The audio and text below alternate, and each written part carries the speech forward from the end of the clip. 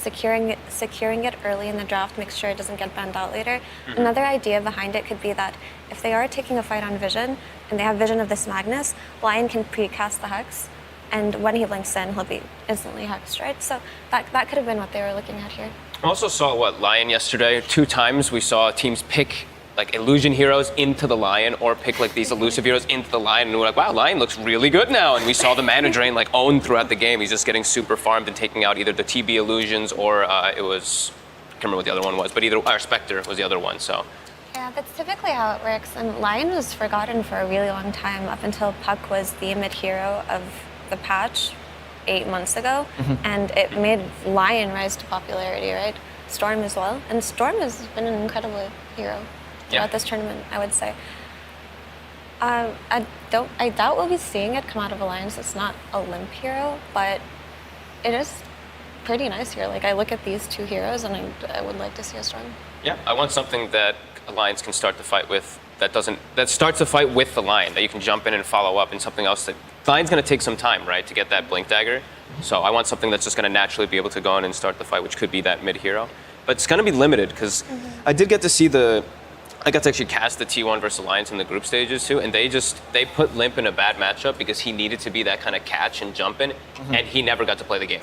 It was a 20-minute stomp. They got Necrophost mid. He was Ember. He was trying to be the one that like lead in pre-blink daggers on his other cores, and the game never even got off the bat for them. So I expect S4 to fill that role we were talking about of jumping in with the Lion, but I can't really think of any high damage offlaners at the moment. But that's the nice synergy of having a Snapfire as well. You can go into the Lion and you can just throw the Mortimers from a distance. Something that I get reminded of when I look at things like this is they actually, they do ban out the Void. That's unfortunate because they did try this style of having Nico VV just play Void, be the initiator, and putting Limp on something long range like a Sniper. And Sniper can be very good here actually because he outranges Lina and it forces her to buy a Blink Dagger. But they did lose with the Sniper versus T1 in the group stage too, right? They like picked it versus the Razor to try to counteract it, and Limp got ran down by an ET the entire game with Zephyr chasing him. So I mean, it's definitely a good pick here. Just like that might be like this bad memory inside of Limp's mind where he's like, maybe give me something else there. So we're seeing very team-specific bans coming out, and it is going to be the Ember. So I felt like this was going to be forced, but now it's like into this matchup versus the Lina. I'm a little worried already off the bat from Limp because I saw this the other day. I saw this in the group stages. It was a worse matchup versus Necrophos, but is it maybe? Maybe Lina's even worse. Sure, in the mid game you can do something about it because Lina's squishy, but and depending on how you choose to scale your abilities, you can always just go for Flame Guard and just farm camps in between. But Ember does get severely bullied by Lina in lane, but he is going to be good at dodging her abilities, and of course, dodging Magnus's abilities. If you have a Remnant out, you can just react faster than he casts the spells. What can we be seeing in the 3 position? Because they also talk about the DK for S4, very successful hero against Beast Ghost. You were talking about needing someone that can be that frontliner. What are options left in the offlane? They've traditionally liked something like a Beastmaster, something that can actually give them some natural push in the lineup, because when you already have a mid Ember, sure, you're going to be able to fight in battle, but now your lineup is already really crippled on pushing. So that's something they really do like, something with some reach. But into Bane, that can be a little bit more complicated. I like the idea of Mars with the Snapfire. It seems like a very strong lane, obviously with the minus armor and the physical damage from Rebuke. Also can give them the Mars Arena plus Mortimer's combo, which is has been quite successful historically. It's also a good Hunter combo with the Lion. You're asking for a high damage offlaner. Mars does bring it to the table, so yeah. It is a high execution hero, however, which might be difficult when you're in the lower brackets. Perhaps the first game is the game where you try that out. And out comes Dawnbreaker, so I'm really glad that this hero has had her main stage moments, right? Because when we were watching groups, there was maybe 2 or 3 Dawnbreaker games played by exclusively VP, and everyone was just like, oh, she got nerfed, she's not a great support. She doesn't have to be. The two big ones actually are the last two picks from T1. The 2 heroes I thought were going to be amazing in the group stages, and people were like, yeah, let's not pick Bane too much. And then we come to main event and it's like, boom, Bane every game or Bane every other game. Same thing for Dawn. I like that pick. I think also that might dissuade them from going for something like Mars too. Exactly. Because then like the Mars ult comes down, Dawnbreaker is going to be able to set up and counter initiate heavily. So maybe that might put a little bit more fear into Alliance to just look for head-on team fights, because right now it's looking a little hard for them to. For sure, and to add on to that, this concept that they have going with this Lion and Ember is basically get in, kill a target quickly, and get out. And by having the Dawnbreaker, you can negate that. Also, Bane is quite good at killing the Ember Spirits, so they do help that a little bit. They do have the catch room. The fun T1 poke is, I know what, it was Curtis who likes to always say it. Now they have like a sleep into a skewer. They have like this really fun little combo. Lots of poke as well coming out from Dragon Slave. They have Shockwave, so they're always gonna have good ways to just spam, take fights. What's the logic behind the Morphling here? It's a pretty good Morphling game. Okay. There is the Bane who could catch him out and kill him. That is a threat there. But in the Dawnbreaker, Lina, and Magnus, you can preemptively cast your Strength and More fight. And scales better than these heroes, including the Lina. It's just that I don't feel like he's going to have the space, honestly. It feels greedy. Yeah. With the two supports as well, like they're kind of weaker supports. I feel like his lane could be a bit hard, and in the past, also, people used to really like Lina versus Morphling, also. Like, sure, it's a little bit different. Times have changed, where it's just right-clicking Lina, but it's still kind of same concept. Like, if you catch Morph in a bad situation, boom, Laguna Blade plus a double nuke, he's probably just going to die if he's out of position. And the thing about that is you don't want to go in first with your Morphling because you could get gripped or LSA'd from Fog, right? But your Ember doesn't want to go first either because the same thing could happen to him. So they actually do have a lack of a strong, durable frontliner because neither Ember nor Morphling can fill that role for each other unless there's some kind of snowball start on the Ember. What's the S4 hero even left, right? Shaker's gone, DK's gone, Tide's gone. It's like Beastmaster's one of the few left, but... They've done Legion before against the Bane. We've seen how that's worked out. Yeah. It's a really tough matchup, especially if you have to be the one initiating, because you just get Nightmared and that's over. It could just be the Mars here. It doesn't really... Well, there's no Mars anymore. Yeah. So we're out of heroes. Limited. Is Centaur a possibility here? Can we run that as the tanky initiator, even if he's not the most consistent stun? I just haven't seen Centaur at all. I Yeah, don't me know neither. I don't know if the hero's very good anymore. I don't think he's good enough here, especially with the way people have been playing Lina, just building a Satanic. She absolutely shreds them and has no concern of dying, right? It's just weird to me that they picked this Morphling over the S4 hero and didn't last phase it, because I don't think it would have been banned out here because it doesn't look like the greatest of Morphling games. Like, he does fine versus all of these heroes individually, right? He can scale. There's no kind of instant stun, but like you said, he can die from Fog. He can just get burst down if he makes one mistake. And now they had a bunch of time to really think about what that last pick is for Savage. Just like, okay, do you want to play like a PL or something? I mean, there's an Ember, so maybe not the PL, but he can just think about his specific matchup, what he wants to play versus that Morphling. And he has a Bane, so super strong lane that he's going to have. He's going to be able to farm really well. He's not going to be pressured too much. It's also a Savage emblematic hero, the Morphling, so he knows exactly what he hates playing against. Exactly. So it's a tough thing to give him time on. And Mira's completely right. If you're picking, when you have the last two picks, you have to consider what can your enemy ban in these last two bans, which is why many times you just pick the hero that you think might get banned or the position you think might get banned. And now S4 without options. I mean, I guess, the Wraith King is going to be the option. Okay. Ooh. What do you think of that matchup against Morphling? So they do want to play a higher tempo game, and Wraith King does hit his timings quite early, especially if he chooses to go for some kind of armlet build, right? Yep. They don't want to give Morphling space to farm, but the carry matchup of Morphling to Wraith King, like, Morphling destroys Wraith King, I would say.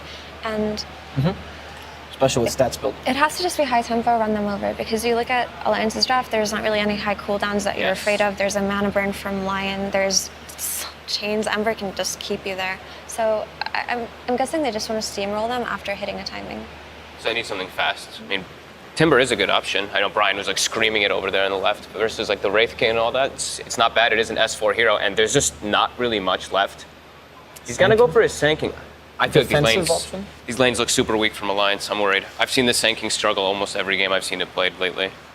So the strength of the Sanking here is the defensive ability, right? Yes. He's really good at defending towers, really good just setting up Sandstorm. Hard to push the safe lane tier 1 with that, theoretically.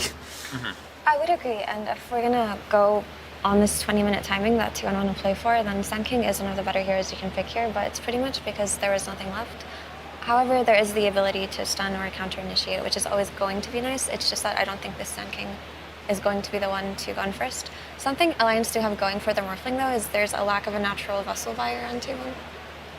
Yeah, definitely. Did we? I don't think we Simplifies the saw gameplay. the. Yeah, I don't think we saw the Dawnbreaker go for it. There is Enfeeble, which can be frustrating in later stages, but early on we've seen most people aren't really skilling it. So I think if Alliance, if they can play fast-paced, if they don't get smashed in their lanes, they do have a good way to fight back. Because I do think T1's is a bit greedy for them to actually just it's going to take some time for them to build up this Wraith King, as we've seen. That hero's gotten nerfed several times. So Alliance, I mean, I have to just stare at lanes. Like first 10 minutes, I have to see if S4 has a decent time on this Sanking, because I've seen so many games lately as Sanking where this hero just doesn't get to play. Like it dies like 4 or 5 times in laning phase, and then you're just a single blink stun. But there's also this potential of Alliance playing the tempo game too, depending on how lanes go, right? Because if Sand King does get the early blink and Morphling doesn't get severely pressured, he does do well individually versus these heroes, right? Right. And we've seen Nico maybe group up with his team early and pressure towers and not just sit back and farm triangles. That's not really his style of carry. And you were asking earlier for a high damage offlaner. Sand King does bring that to the table. You have a decent hunting squad with the Lion and the Snapfire as well. It's really just the lanes, it seems like to me, for Alliance. That's the biggest worry. That's really my biggest concern. If they can make it out of the lanes and if they're even, I think they can actually do a pretty good job of fighting back. As long as they just avoid team fights, be very aware of Dawnbreaker. There's a hero that not everybody's really playing so much, so just be really aware of that global potential. Well, let's see if T1's coach March agrees with this analysis, and he also thinks that they can take them over. As we go down to Sir Action Slacks, who's going to ask him some questions. Hello, March. Thank you so much for taking time with us. Game's about to begin. Strong opener with Lena Magnus. Saw you took a little bit of time with that last pick. What was going through your head? We were thinking between a few heroes, the carry heroes that we wanted to pick, right? And yeah, we were trying to just find the best option there. Don't give away too much, my friend. We still have a whole best of 3. Looks like Alliance's lanes looking a little weak. Do you expect your boys to take advantage of that? Yep, I think their lanes are weak, but they have a better late game going in with Sand King and Morphling, so I think our team wants to take advantage of that. All right, well, best of luck. We will see if they will as our game begins. Let's throw it to the casters. Thank you, Sir Action Slacks. Alliance versus T1. Sunspan with Cinderin, best of 3, and this is for elimination, Cinderin. Whoever loses this is out. Winner moves on a little bit further at TI-10. Into top 8. So yes. Obviously, starting in that upper bracket, which T1 did, is the blessing. You skip 1 round of the lower bracket, but we've seen many times at TI teams looking hot going into the upper bracket. They lose their first set, they drop down, lose again, and that is a fate you really don't want to face. When you feel like you came in a good position, you can get knocked out almost just as quickly if things go awry. So looking to take this series against Alliance, of course. I think fair to say, based on how groups went and how the upper bracket went for T1 against OGD, taking at least a game against the Juggernauts. T1 probably fair to assess them as the overall favorites in this matchup. But Alliance have been picking up a little bit of momentum, obviously going off that win yesterday. And you heard in the pregame the discussion about how S4 has said they've learned a lot from the group stage. And Alliance is one of those teams that can, they can pick up some momentum, they can learn from their mistakes, and obviously it is a tough matchup today, but You think, I mean, when you're playing group stage, not everybody's really scouting each other as closely because you're playing a ton of games and a ton of teams at the same time.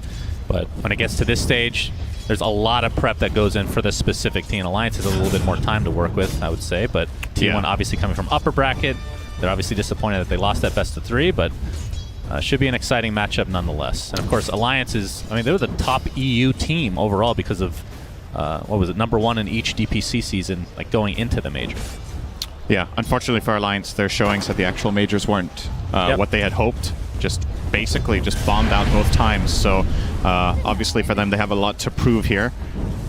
And yeah, the whole thing about prep, I think, is pretty important. If you do talk about Dota with S4, he's a very intelligent player. The way he thinks about the game, I think he's a huge part of why Alliance won back at TI3. Just this overall understanding of macro movements in the game. Yeah. Alliance were outstanding in that tournament. It's obviously many years ago, but they kind of, I wouldn't say they pioneered split pushing because that was a concept that was known from back in Dota 1. They perfected but they mastered it at that event, and they did such a great job just playing the map at a different level from other teams that eventually they got caught up to, and then they started losing in subsequent tournaments after TI, but I think S4 really a clever player, So hopefully the prep that he has done going into this will show. But so far so good for T1 in the lanes, I would say. Carl in the mid lane, Lina against Ember.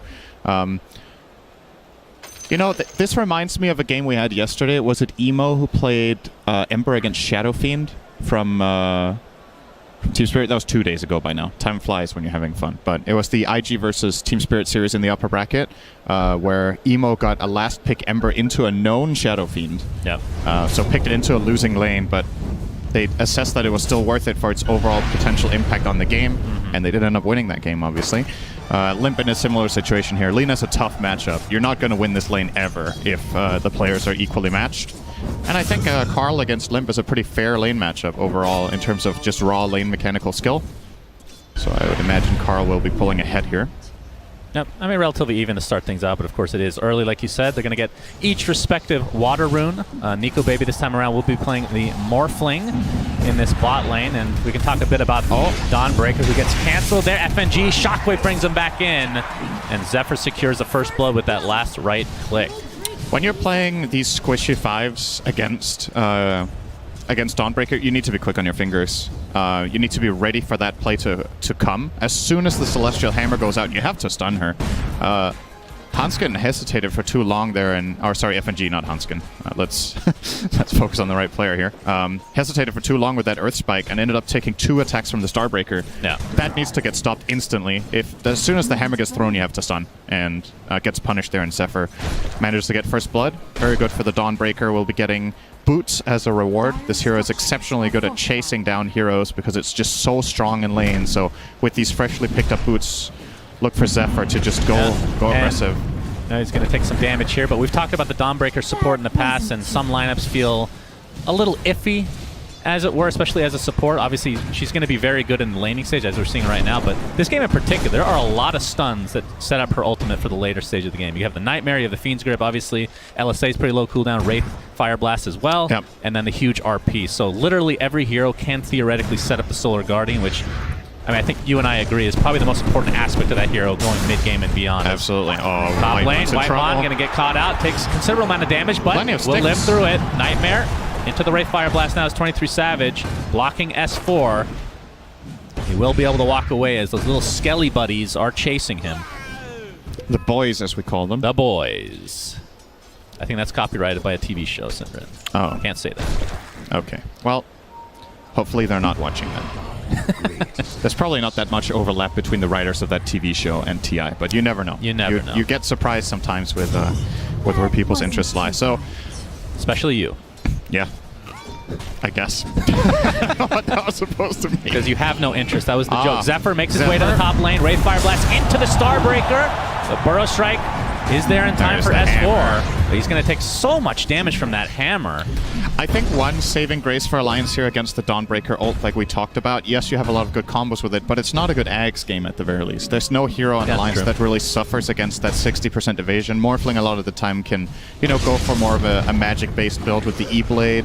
And I think waveform, attack talent, and all this stuff that comes way later in the game, I think can't miss, if I'm not mistaken. I'm actually not 100% on that. Good waveform bottom. Aggressive play out to Cuckoo. Looks like Cuckoo might take a tumble here. Has his skewer available, but is just completely stun locked by Alliance, who get their first kill of the game and this series. Yeah, they can easily take advantage of that. With the Dawnbreaker rotation top, they know they're 2v1.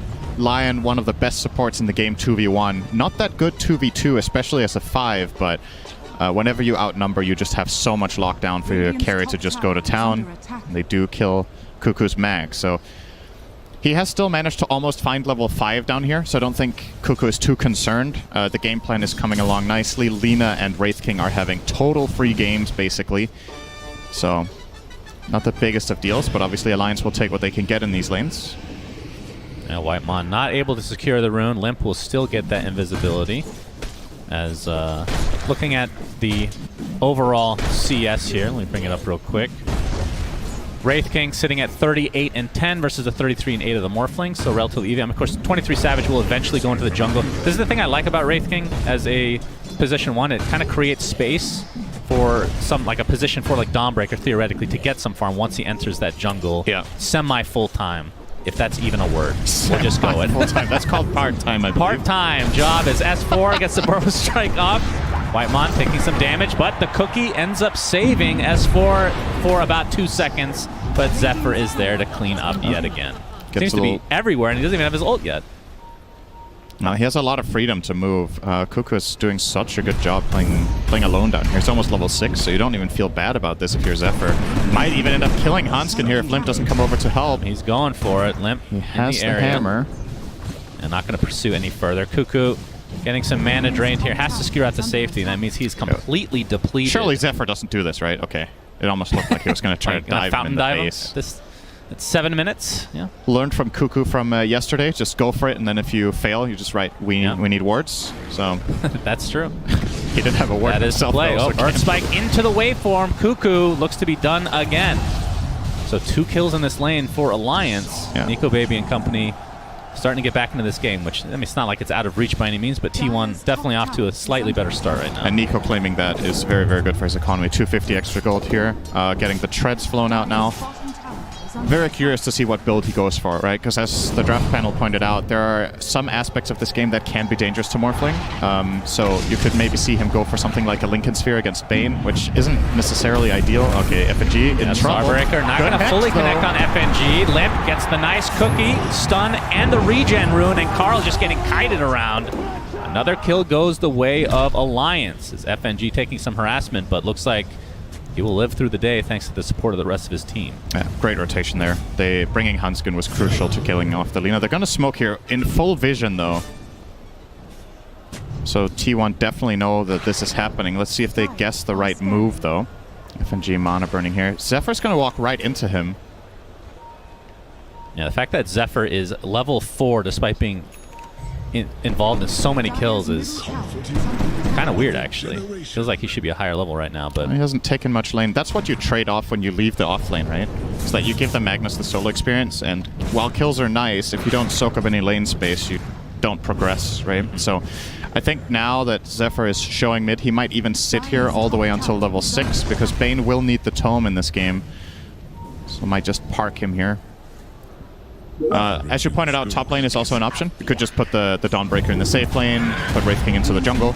But this way you might get... You're definitely going to get more gold on Wraith King if you let him take the lane and the big camp. But S4 making sure that is not the case here. Digging that up with a bounty, getting a bounty rune out of his good old shovel. He's going to get dusted. Whitemon with a quick burrow strike. There's the stun from Zephyr. And S4 looks to be mega dead here. Actually does a nice job of sidestepping the Starbreaker, but it just delays the inevitable here. And keep in mind, this is a Sand King with Vanguard against the Wraith King Skeletons, and he still dies. So you can't really be tankier than this at this point as Sand King with Soul Ring Vanguard, but it's just not enough against these 3 heroes. Alliance looking a little bit lost over here in the triangle, I gotta say. They've been standing here for quite a long time, and they're just on top of a ward, so essentially kind of wasting their time. They obviously don't know this, but T1 are just not gonna go there. And you understand what Alliance are thinking. You're playing against a lineup that has Magnus Wraith King. You're assuming there's going to be big Ancient stacks, but T1 honestly haven't really paid much attention to that area just yet. So I don't know if this is going to be something we see developing as like a new meta almost, where teams, because of the anticipation that the opposite team are going to invade your triangle, you just don't focus on it that much early unless you feel like you can clearly defend it. Right, then you it's just like don't the next stack. level thinking, essentially. Right, then you can't Nightmare, steal LSA, here comes the Solar Guardian as well, but S4 able to get the Burrow Strike off in time to at least create a little bit of distance, but again, completely outnumbered with 4 members of T1 in the vicinity. He is now 0-4. It was what Fogg was talking about. This happens in a lot of games for offlane Sand King, especially if he's left alone. And now, finally, all right, FNG, I think, took the Tome of Knowledge, so he's going to make a move with Limp. They have Finger of Death. Could very easily burst anyone they find, except Wraith King, who can, of course, put a point in the ultimate. They will find Carl. That would be a very big pick. Yeah, this would be a huge one. It looks like it's going to be an easy one on top of that. FNG gets his first Finger stack of the game. Now some pressure being applied to this tier 1 mid in favor of Alliance. Great move here. They do that in connection with the Siege Creep being alive mid, and FNG is going to tank this at least for a bit. Okay, Mortimer Kisses. Searing Chains with the Mortimer's Kisses. Look, oh, it's from super long range. Great anticipation as well. Alliance. Very, the tier very 1 nice as well. From Alliance, yeah, getting the mid tower out of that original smoke move onto the Lina. That's a very high value play. more or less equalizing the game with that, actually. They were starting to fall 2k gold behind, but found a lot out of that. And of course, let's keep in mind, Nico Baby is getting a lot of space as well. Opting to go for first item Skadi here. Interesting choice. Wow, Obviously. first item. Well, after Morbid Mask, but that's... I don't know if I've ever seen that, actually. It's not the most common build. A lot of the times you see Morph getting some sort of a build-up item, like sometimes you get Yasha, sometimes you get a full Manta, sometimes you see the Diffusal if it's a good game for that. Super good Scotty game against Wraith King and Dawnbreaker and the likes, as Bane's going to be taken out. Oh FNG, my though. God, Savage. Yep. 3 shots from him. I love Armlet on Wraith King. It is such a good item. Whether, like, whatever you go after, if it's the Silver Edge build or the Deso, or I guess in some edge cases Radiance, I really like the Armlet first. You just hit such a strong peak already 10 minutes in with these 2 items. You saw him basically 2-shotting Lion there with that massive crit. 270% critical strike damage on a 4-second cooldown is no joke. That's the old CK skill, too. They kind of swapped. Yeah. Poor CK. I guess people are more have an affinity towards Wraith King more than CK these days, anyway. Yeah. Well, what they did do for CK, though, they increased the chance, right? I think at some point the critical strike was 11% chance. Now it's 33, and the numbers were obviously tweaked. 11? Are you sure about I'm pretty that? sure it used to be that. It's a long time ago. 11? We're both old. I'm going to say 18, just Okay, the so one here's one of person the in perks chat of that's being going to old, check okay? this You out. have a lot of things you can remember. You also have a lot of things you can't remember, and a lot of things you might misremember, which makes for great conversation. Because sometimes you're right, sometimes you're wrong, but at the very least, people are talking. Sometimes you're right, sometimes you're wrong, and you're always an idiot as well. Yeah, so. that is true. That comes with getting older. Indeed. My bottom lane, tier 1 tower getting harassed a bit here as Limp and Company This could be a strong in flank the area. for Yeah, we're seeing a T1. flank now from T1. 23 Savage. Someone's in trouble. Handskin in the trees. If they can get Limp, that'll be the high priority target. Looks like it'll be Handskin instead. The rest of his team abandons him, but with good reason. Alliance dipping there with 1 death is very good. Considering what angle T1 got there and how Alliance's heroes were positioned, that could have gone way worse if 23 Savage could have found a higher priority target. Question is, does T1 actually want to push this? Because S4 looks to be mounting some sort of a defense. S4 not too far away from a Blink Dagger himself. This wave will almost ensure that he picks that up, in fact.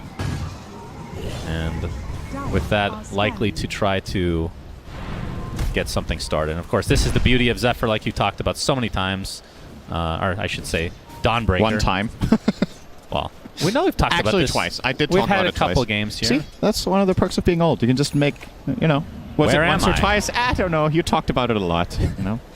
Anyway, to finish the thought that you rudely interrupted, Sorry. Solar Guardian just allows you to be everywhere. It's like a mini haunt. Oh, not this It's like again. a haunt on a support hero. You can push the lanes really easily and then join the fight whenever. Yep. And if you die, it's really not that big of a deal.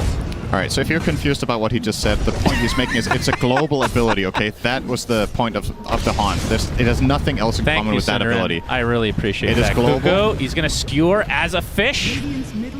Will be out as a result.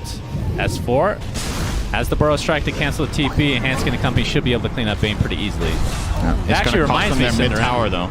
the extension was updated today with a bunch of new features, one of which was the most, what is community out, well, what am I trying to say? The one that people wanted the most, which is the top bar has the skills videos as well. Very So nice. if you don't understand a word that we're trying to actually explain in terms of the abilities, you can look for yourself. Makes our job a lot easier. Also takes eventually over our in the job to future some we won't degree. need to say anything. It will just be, all of it will be in the tool. That's right. The tool It'll will just start communicating as well. I It think will we can it get will to that cast point. for us. Yeah, the AI will take over one Yep. day. I think we agree on this. You could be the leader of that. S4 pushing out that bot lane. As you can see the steering chains here. I don't think that Alliance wants to push 2K net worth lead for T1 though, as looks like BKB just about to be finished on Carl. Yeah. I mean, what's the go time for each respective team? Because we have the Blink Dagger on S4. We don't have the Blink quite yet on Cuckoo. He went for the Helm, which we've been seeing a lot in this tournament. Like you said, the dagger is coming out to Magnus. Okay, So it's on its way. He Great. does have the dagger. But what's the go time? T1's timing is really, really strong right now, actually. They got Dagger, BKB, as well as the Deso on Wraith King, so there are a lot of potential plays opening up for them right now. I think looking for the bottom tier 1 tower and maybe even finding a fight would be great, and then you can think about Roshan, perhaps. Wraith King, pretty good hero at killing Rosh. Yeah. So, especially with this item build. Alliance, what do they have coming up? So Morph is going to get the Scotty. Yep, skewer back from Cuckoo. Oh, he's dead. Continue your thought, please. Yep, so Scotty coming up on Morph. Ember is going Kaya Sanj with Brown Boots. Not sure how good that's going to be in this game for Limp, but obviously he is very far behind the Lina, so perhaps you just need to get a little bit creative with which direction you go in. And those are pretty much the big items. FNG, only 300 away from a Blink, as a matter of fact, so maybe he can get that too. As 5 Lion, that's not a bad timing. No. Around 18 minutes, pretty good. It looks like T1 will finally get this tier 1 bot. Oh, Nico baby. Oh, LSA is going to connect. There's the Fiend's Grip from afar as well. Laguna Blade finishes off Nico baby. Hanskin trying to take out the tower, but it's very healthy. For lack of a better word, that seemed a bit naive, almost. It's obvious from our perspective with the vision that we have, but you're pushing the top tier 1 tower with only Snapfire protecting you, not something like a Blink Sand King that can instantly interrupt spells like Grip there or counter the Lina. But also T1 weren't really showing that many heroes to inspire you with the confidence to go for that play, so I think Alliance bit over a little bit more than they could chew there. And yeah, what did T1 effectively use? Only really Fiend's Grip. Laguna Blade is a low cooldown. That's going to be ready again. They still have RP. I think if you're T1 and you find this double damage rune here, you're like, all right, let's just go Rosh. Yep. Your team fight is available. So. And we're going to have a smoke from Alliance. We'll see if they find a kill here. Sleight of Fist going to dodge some spells from Carl. Oh my 23 God. Savage jumps in, and it's going to be a very quick kill on the Hanskin. In the meantime, Epicenter goes up, but there's the RP to counter it. And T1 taking 3 kills for themselves and taking basically no damage in this engagement. Yeah. 23 Savage almost one-shot a Snapfire with Medallion. Double damage as well. They even find Nico, Nightmare. baby. Does get off the attribute shift, though. Oh, wow. Yep, double damage still there for 23 Savage, and into the Roche pit they go. T1 starting to run away with things. Yeah, this is starting to get really ugly. They're just flat out outclassing Alliance right now. These last 5 minutes have not been pretty. They kind of equalized the early game Alliance did after having a tough lane mid, but haven't really been able to find much momentum from Limp on the Ember Spirit. And the games we've seen Ember win in this tournament have largely been off. You know, you get out of lane, either you do very well or you at least stay afloat, and then the team sets up moves for you. Your hero is very high tempo, can do a lot, but it just hasn't really been the case for Alliance here. So you see this smoke and broken, rather. Boom. Not broke. Okay. Yeah, that's a lot of damage. They even find Limp bottom here in the picture-in-picture bottom right. Not sure if our observer found Limp, but his dead body somewhere. We can pinpoint the position of the corpse. I mean, in he's that bottom specifically lane. having a pretty rough game. 8k net worth versus the 10.5 from Lina. Oh, Hanskin. Good ward placement. He will get some info and actually survive this, perhaps. It's going on quite the walk. Yep, LSA, Carl trying to find some more. TPs from Alliance are coming in, but the double burrow strike S4. BKB popped by Carl, though, and FNG is just going to go down to the right clicks. Nico Baby trying to find some sort of collateral kill here. Whitemon's just going to nightmare him, and 23 Savage in the vicinity. Completely surrounded is Nico Baby. And 4 dead for Alliance, although technically Ember died quite a while before that. Hanskin, the last remaining member for now, attempting to TP. We'll be fine. And T1 just dominating this game number 1 of this best of 3. And again, if you're just joining us, this is an elimination series. Yeah, crucial there, right? They go for the tower dive. S4 with a very good TP and Sandstorm double stun, but where's the follow-up? The other heroes just aren't in position. The way this starts is as a 10-second dive on Snapfire. They're taking so long to get in behind the tower and in position. You need more resources there. Like, if you want to take this fight, you need all the key heroes ready. You know you're behind in the game. You're not going to win fights 3v5. So either you bring the whole cavalry or you just drop it and lose a hero there. But Alliance tries to do a bit of both, and that's just not going to cut it at this level. And T1, they're doing a great job at administering their heroes, bringing them all around together, finding the team moves. And, I mean, it's easy to say what Alliance have to do. It's a lot harder to do it. Yeah, as you can see, the win probability Yeah. greatly in favor of T1 as expected after getting off to this really, really fast start. Yep. Gabe Newell's favorite hero used to be Sand King, as we've talked about before. That is true. I think That's this the is why 6%. he moved on from it, right? Oh, okay. 23 okay. Savage. Yep, easy kill for him again. Oh, they will find All right, that is Carl, a big though. kill for Alliance onto Carl. That's exactly what they need here. But unfortunately for them, 23 Savage still applying pressure to the tier 2 mid. Yeah, it's gone. And it's just going to go down. Aegis hasn't even been claimed yet. Oh. Wait.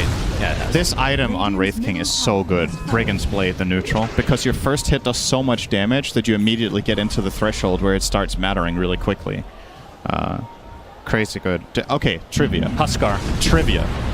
Huskar's the answer. Trivia after this fight. All right, we got... Oh. That's not much of a fight. FNG's dead. Nico Baby waveforming to safety. 23 Savage and company not going to pursue any further. You sure about that? Whitemon, okay, he gets a Fiend's Grip off. This will be another big kill for T1. Nope, Starbreaker not able to connect. He's going to be able to remnant away for now. Escort taking so much damage will just be brought down to the right clicks alone. Whitemon finally dies. Such a pesky Bane Elemental. And Alliance getting some trades here. Yeah, that's pretty good for Alliance given the circumstances. So you get a kill.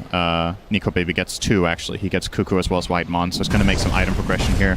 Yep. Eyeing up a Linken's, this doesn't feel like a very strong build to me, just because, like, you're going to have these stats, but you don't have that massive combo play with, say, a Sand King when you go Ags, or some massive damage output from an E-Blade. So I'm just worried that the damage isn't going to be there when T1's heroes get a little bit bigger. That's going to be my main concern. Is this one of those instances where when you're behind, you want to take more risks to try to get back into the game, and going Linken's just feels too safe almost?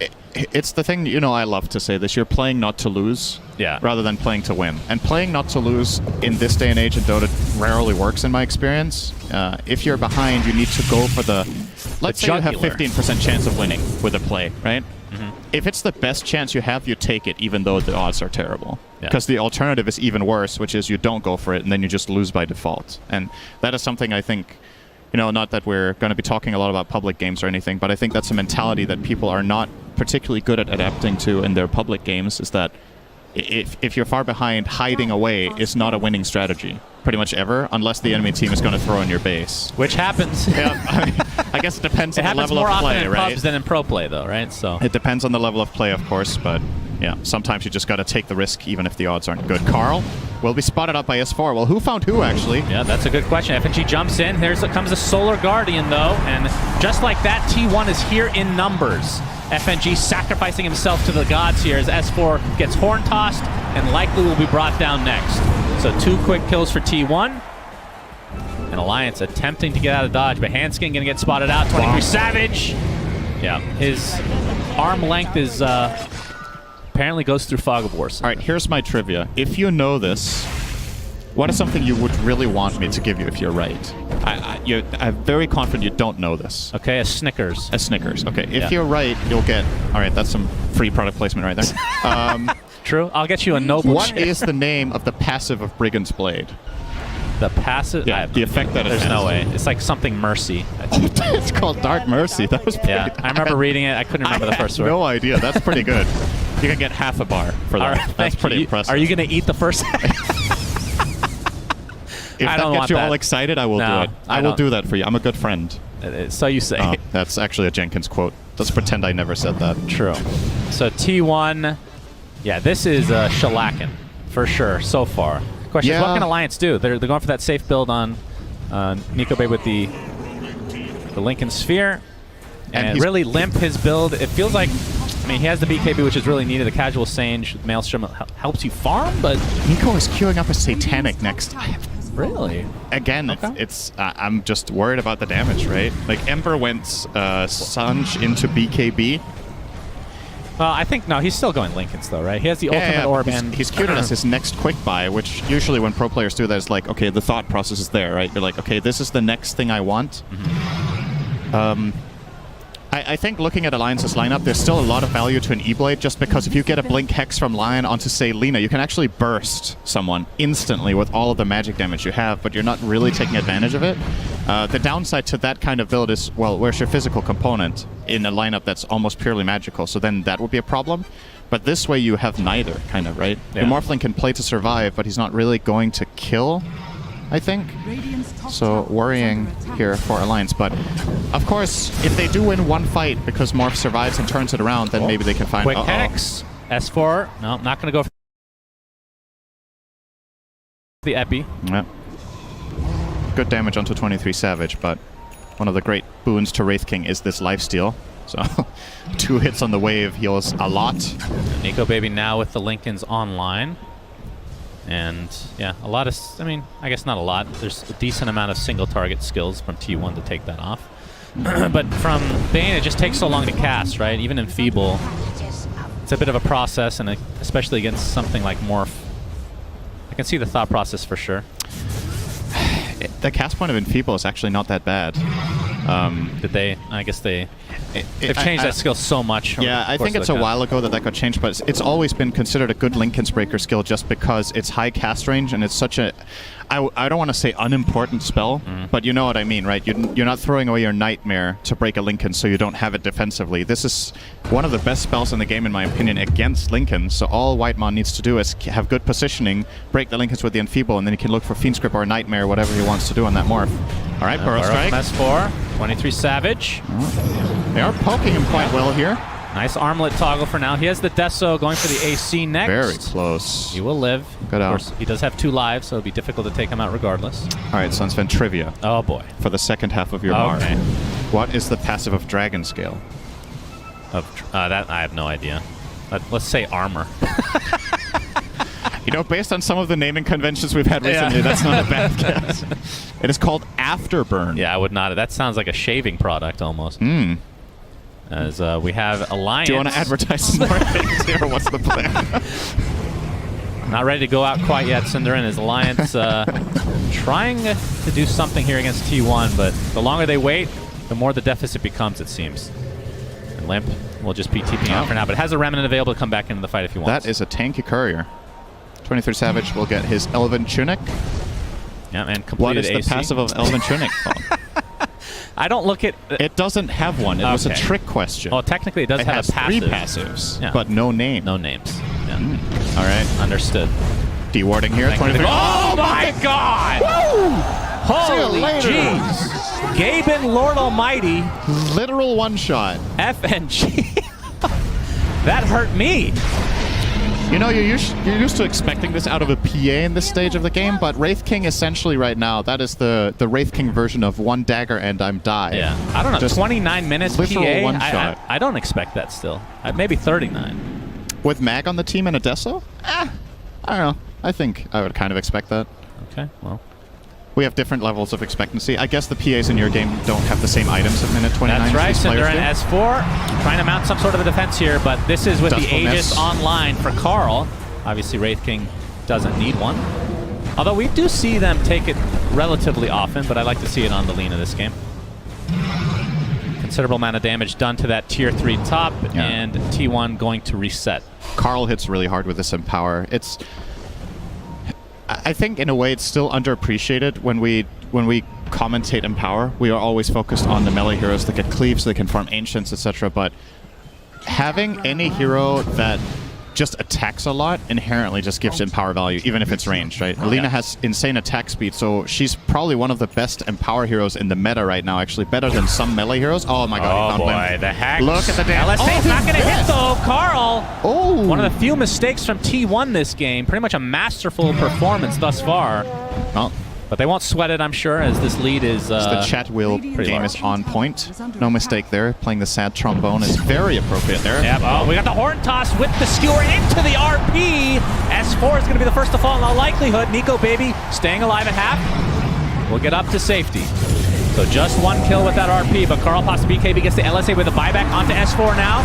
Starbreaker connect. Here comes a Solar Guardian as well. Nico Baby, very tanky right now with that Lincoln Sphere. Nice Burrow Strike Epicenter combination from S4. Zephyr trying to get to safety with that hammer, but it's not going to happen. So the 1-for-1 with the buyback. Carl and company. Looks like they're going to lose the Dawnbreak at the very least. S4 continuing to be a pest here with these Burrow Strikes. Gets 1 kill. Looks like Wraith King is next. That's after the reincarnation, so T1 have to back off. That's a very nice good defense hold from Alliance. Yeah, they only had to use a Sand King buyback and all of that. arguably maybe, Carl getting a little bit overzealous trying to kill the Morph. As we've talked about, it's a tanky Morphling, and you don't necessarily have to kill Nico Baby in a position like that. You can safely, go for other heroes that die a lot faster or try to push the tower, but got a little bit bloodthirsty. You can get carried away in these positions, and again, this RP is good, but great counterplay from Hanskin to get that double Earth Spike. Lina didn't pre-BKB for this, and that will save Nico Baby getting him out. And this is where the overcommitment happens, right? So you go for this, go very, very deep. Solar Guardian, I believe, got interrupted here by another good 2-hero stun from FNG.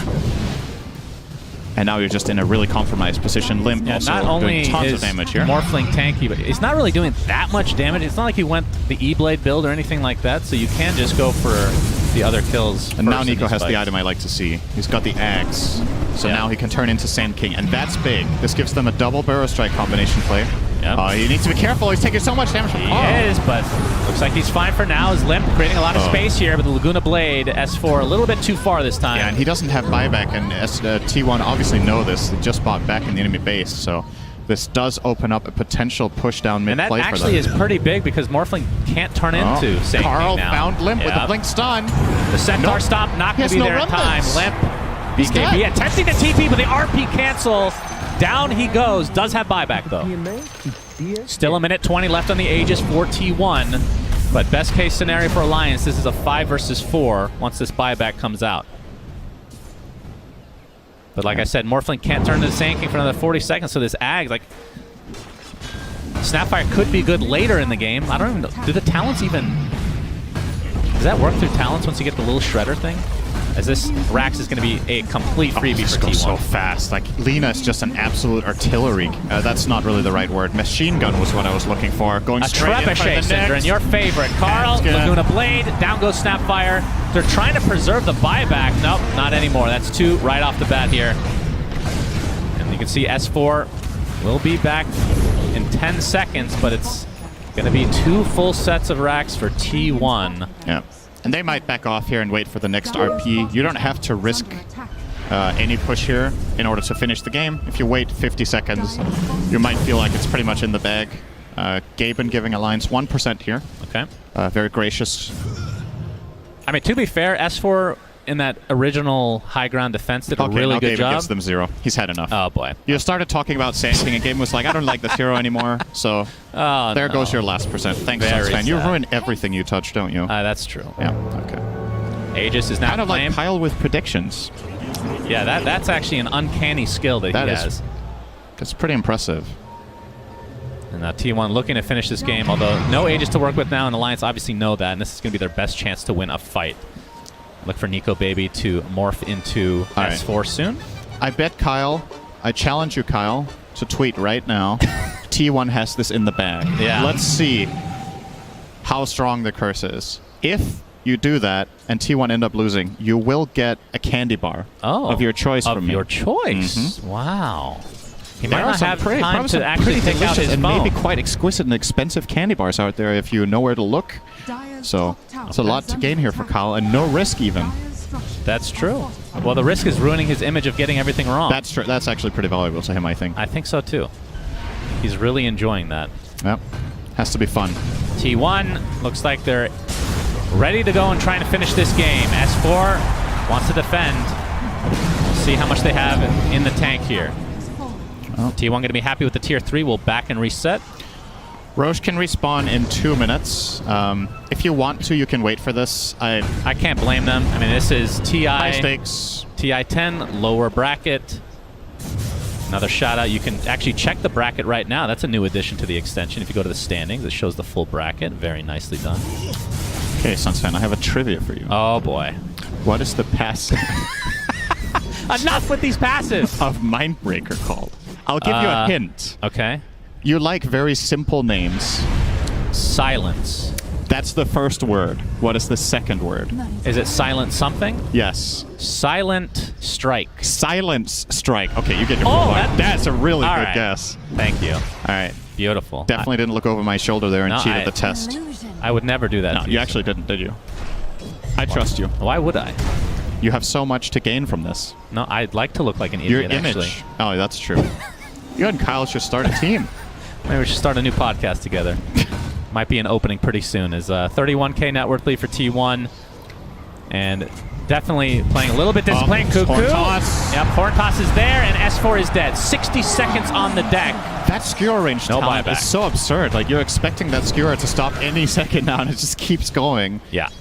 I mean, this feels like, you talk about Elder Titan. I feel like Magnus feels like the hero of the tournament right now in a lot of ways. He is doing very Getting well. through a lot. As you see the my overwhelming blink God. come in. We didn't even catch that on camera, but a lot of damage being done by T1. And it looks like the Fiend's Grip is there as GG's will come out for game 1. This was a shellacking, Cinderin. Yeah. T1 up 1-0. As no need to sugarcoat it, really. That was just... That was not even close. Okay. That was just not even close. T1 came out of a stronger laning stage. Alliance had a couple of good moves in the first 10 minutes, but after that it was just all T1 all the way to the bank. And they secure themselves game number 1 with a 39k gold lead here. Alliance, I think, adjustments for game number 2, you probably, if you're drafting like this and you give the enemy team Magnus and you give them like this strong team fight and a favorable mid matchup, you have to play around Limp more. Like, this needs to go faster.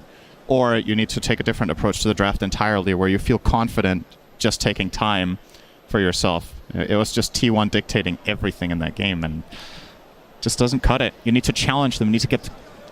This is what's most important at this level of play. Don't let the enemy team be comfortable, right? And they were just comfortable the whole time. T1 just looked in their element the whole game. Well, still, just one game. They can try to shake this off. They have a lot of experience, of course, but this is a best of 3, Cinderman. But let's see what the panel has to say about this first game going to T1.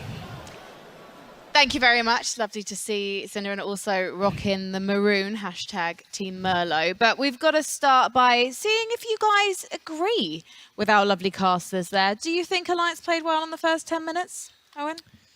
I mean, it was better than the other minutes of the game. So, relatively sure. But, I mean, overall, it was what I expected. And it was more so what I expected when they let them get this Magnus and Lina. I mean, I don't know how you can expect to beat T1 on the main stage when you let them have these 2 heroes, which have clearly been their best heroes so far of the tournament. I guess they wanted an impossible challenge. They certainly got it that game. They did talk about the reason they beat Beast Coast as being their preparation and not feeling any pressure. So why on earth wouldn't they ban that Magnus after watching LGD yesterday? There's just too many heroes that you need to be banning. Maybe that's the thing, right? Like versus Zephyr, you need to ban out that ET earlier that every single team is banning or picking. Then you have the Doom, then you have the 23 Savage, Medusa. There's just too many components here that they're thinking of. Maybe they thought, okay, this is probably the easiest for us to beat. It's also their comfort zone. We can't ban everything out, so let's give them the Mag and the Lina and try to work with it. It didn't work out. But they did seem unprepared, because even going into their first picks, they were using reserve time. That was a huge shock to me. You come into a best of 3 in game 1 particularly, where you've had, the entire night to prepare. You should know exactly what you're going to be picking in that first phase based on your opponent, because they knew they were going to leave the Magnus in. They had to have had a game plan for a first pick Magnus, and they went in reserve time for 2 picks. Yeah, and we were talking about S4 having these marvelous games. Sometimes this definitely wasn't one of those. Maybe he was micromanaging the team a little bit too much and they weren't helping him.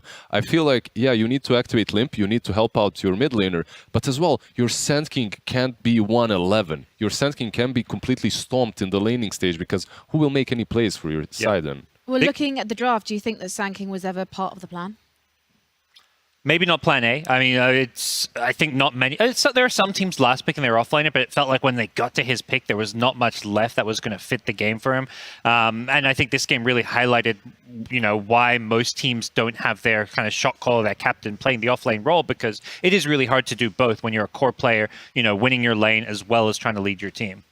And also quite shocking for T1. That could have been the fastest game they've actually played here at the main event of TI. We should probably see if we can get our stats guy Leo on that one, because I'd be really interested to know. Do you think the pace was simply because T1 just had the confidence, they knew it, they had it in the bag, or because there was a risk of Alliance actually being able to scale up and take back the tempo, Owen? I mean, maybe if the game went... I mean, I don't know. Sure, they had a more fun Alliance, but they were just so far behind. I don't know if any amount of duration of that game would have made things any better for them. Like, they were just so far behind. I think T1, they're happy to play the game at any stage. We just see sort of that high ground push where things started to go, they were 23k up, so they're pretty comfortable. T1 obviously resetting, and then they sort of did what they've done in a lot of the other games that we've seen here, really. A team that's very, very safe, and they make sure not to throw games away. There was just a little bit of a premature push down the mid, but other than that, they were ready to fall back to the same way they've won a lot of their games, which is just sort of stall it out, get this incredible lead, and get to the point where there's just no chance for the enemy. You can imagine what they were going for, right? With the Sand King and the Morphling, there is synergy there. It's not like Sand King it was something completely unprepared. You have the Aghanims on the Morphling, then Sand King, double stuns, double Sandstorms. It can be really difficult to deal with, but they got there way too late. I think they let the Wraith King ramp up way too fast. Armlet, Dezo, and Blink Dagger. That was great. Yeah, it was just all in fights. Just go straight, no Radiance, no shenanigans, no farming, just fight constantly. And it worked out for T1. I was going to say, what did we like about 23 Savage's Wraith King? I mean, what was there not to like, to be fair? Well, it was everything. It was none of this. I think we saw Wraith King the group stage. I can't remember which team played it, but it was like Midas, Radiance, farming. And I mean, this game, 23 Savage, he goes to prove you get these items, you fight, and you're making just as much money as the Wraith King that's going to go AFK and just hit creeps all game and then inevitably lose the game, because the hero just doesn't feel that good when it's played in that sort of Midas, Radiance, AFK way. You want to do exactly what 23 Savage did here. I was a little hesitant when I saw the pick come up last, because I was worried that, maybe they're going to do that. But then, of course, it's like, no, it's T1. They're going to fight. They're going to brawl. They're going to get him involved at every possible moment. And we saw him one-shotting heroes. Poor old what was FNG or something just disappears underneath the blade of him. I mean, he was having a great time. And I think that's awesome to see, T1 bringing out these sort of carries that aren't necessarily the top carries of the meta, and just showing how strong and confident they are. It just goes to show we've not seen everything that T1's ready to show on the main stage. They've definitely got lots up their sleeve. I've now got a new mantra to playing Wraith King. Why waddle when you can blink? Why did Purge never teach me that before when I was trying to play Wraith King and I was complaining about how slow his animation is when trying to get last hits? Do you think actually now we're going to see more Wraith King, now that 23 Savage has showed it could be viable at the main event? I'm not quite sold. I think Magnus also enabled the hero quite a bit. I don't think we love the pick at the time, but perhaps we underestimated what... I think the Magnus is a big part of why you don't have to go for the Radiance build, because you do have that, flash farm and power ability. So it's definitely a strong hero. And 23 Savage, what amazes me is that this guy, he hasn't been at the TI before. He was just picked up. He played a little bit in Vici Gaming. Well, not really played. And then they took him to T1, and he's already on the main stage of the international, and he's picking heroes that are not in the meta and feeling extremely comfortable on them. That's huge. That just shows the confidence. Yeah. I have a feeling big things are ahead for this kid. But right now, we're actually going to take a trip down memory lane and see when big things were afoot for Alliance. My favorite memory from past TS would be TI3, where we Alliance won.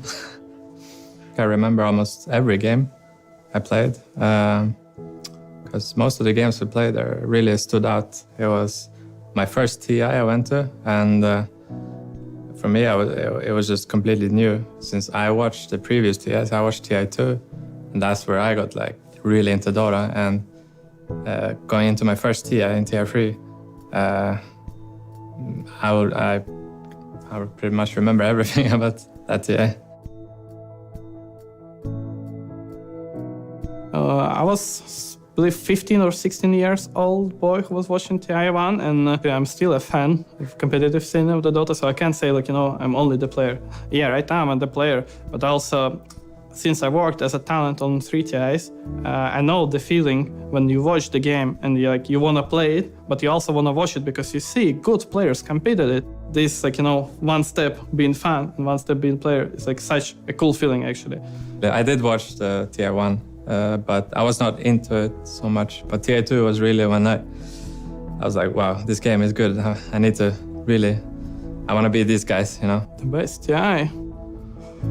Well, all of them are best, It depends on what makes it the best for you, Is it the players? Is it the place? Is it the tournament itself, In the end of the day, it's still a huge, a holiday, basically, where you legit enjoy yourself, enjoy your games, enjoy the show, and just love your life, you know.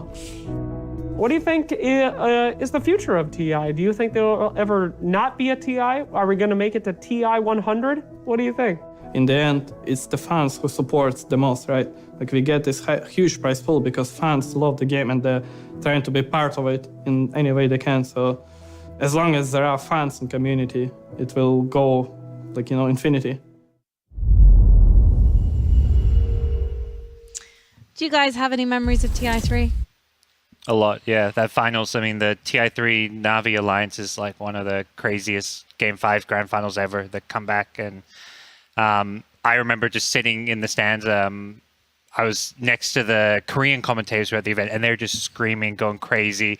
The Russian commentators on the other side of them, they're going absolutely wild throughout the entire game as well. And it was just, the Battle Royale atmosphere was one of the kind of most electric places to be because it was that kind of smaller, more intimate venue.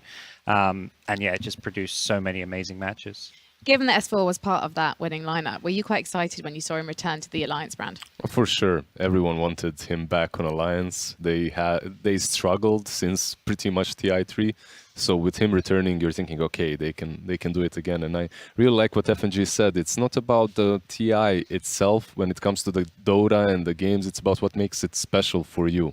Is the experience that you had, and TI3 for me is exactly that. It's what TI1 was for him. That's TI3 for me. It's one of those first ones that I watched that made me really love the game and try and get there. Eventually, I did get there, but not necessarily as a player. Well, listen up, guys. F&G, he worked 3 TIs as talent, and now he's playing in a booth. There's still chance. There's still a chance, but who is the most likely to be chosen to play TI? Hashtag TI10, let us know. But right now, our teams are taking to the stage, and thank goodness for them, none of us are among their ranks. T1 and Alliance. This could be the last game we see Alliance play on the stage here at the National Arena in Bucharest, Romania. So tensions are going to be slightly high in the booth. Meanwhile, T1, let's see if they've got a taste for fast games after that one. So much is going to be on the draft in this one. And Alliance, they're the only team here who don't have a coach. Obviously, we saw Jake talking to March earlier. He's a coach you want on your side. For Alliance, if you could give them any advice, I know it's a difficult spot to be in, what do you want to see them do next in this next game, Lizard? I always go back to OG and how they would talk in the booth after a loss. Just forget about the game. We're here to win. Enjoy it. Rely on each other. You can do it. Just get the good vibes going. Get that PMA going. Believe in yourself. Believe in what worked for you throughout the DPC seasons, and try your best. Yeah, I never feel like there's anything you can say that's going to change, like in terms of like strategy or skill. It's all you can do is focus on where your head's at when you're looking at, bouncing back from a tough loss. Owen, I'd say focus on just changing it up. Alliance, I think they do best when they come in one game. If they lose, just going for something completely different. And this man, I keep calling for. I just want to see him play as Void. I know that they do like having him on like the Morse, the Deuces, or the AFK, but I really think Nico Baby, get him involved earlier, get him active. They're lacking something when they're just sort of fighting with the 4 of them against a team like T1. Get Nico Baby on something that he can turn up to the fight and fight back against this just incredible power that T1 brings early. Yeah, that's a really good point. I think this team is very similar to that Mineski team that Nico Baby was on last TI. The only time they were winning games was when Nico Baby was like solo carrying the game, getting involved, and he was like, he's the guy. Yeah. I don't feel like, Alliance isn't a team that can do what like OG did yesterday, where Sumail gets completely shut down, but they still win the game because everyone else steps up. Limp, S4, they're just not those guys. They're going to play stable, they're going to be consistent, but Nico Baby is the win condition for Alliance every single game. So what is so special about Nico Baby's Void? Oh, it's just great. I mean, the hero's still good. I think he's underpicked, really. And I don't know. And so this day and age where you have so many of these heroes sort of raising up in the meta, like these ETs, it's just the perfect setup. And, what's better against these teams that want to try and brawl as a 5-man than a hero that's going to be able to turn up, lock them in position, and set up a turnaround? I would love to see that. I would love to see Nico Baby on some full comfort zone, but his Morphling is also really scary. So I would maybe take my attention elsewhere. I would take it to the offlane and the mid lane, and no matter what you pick for Nico Baby, make sure that the other 2 lanes are doing well.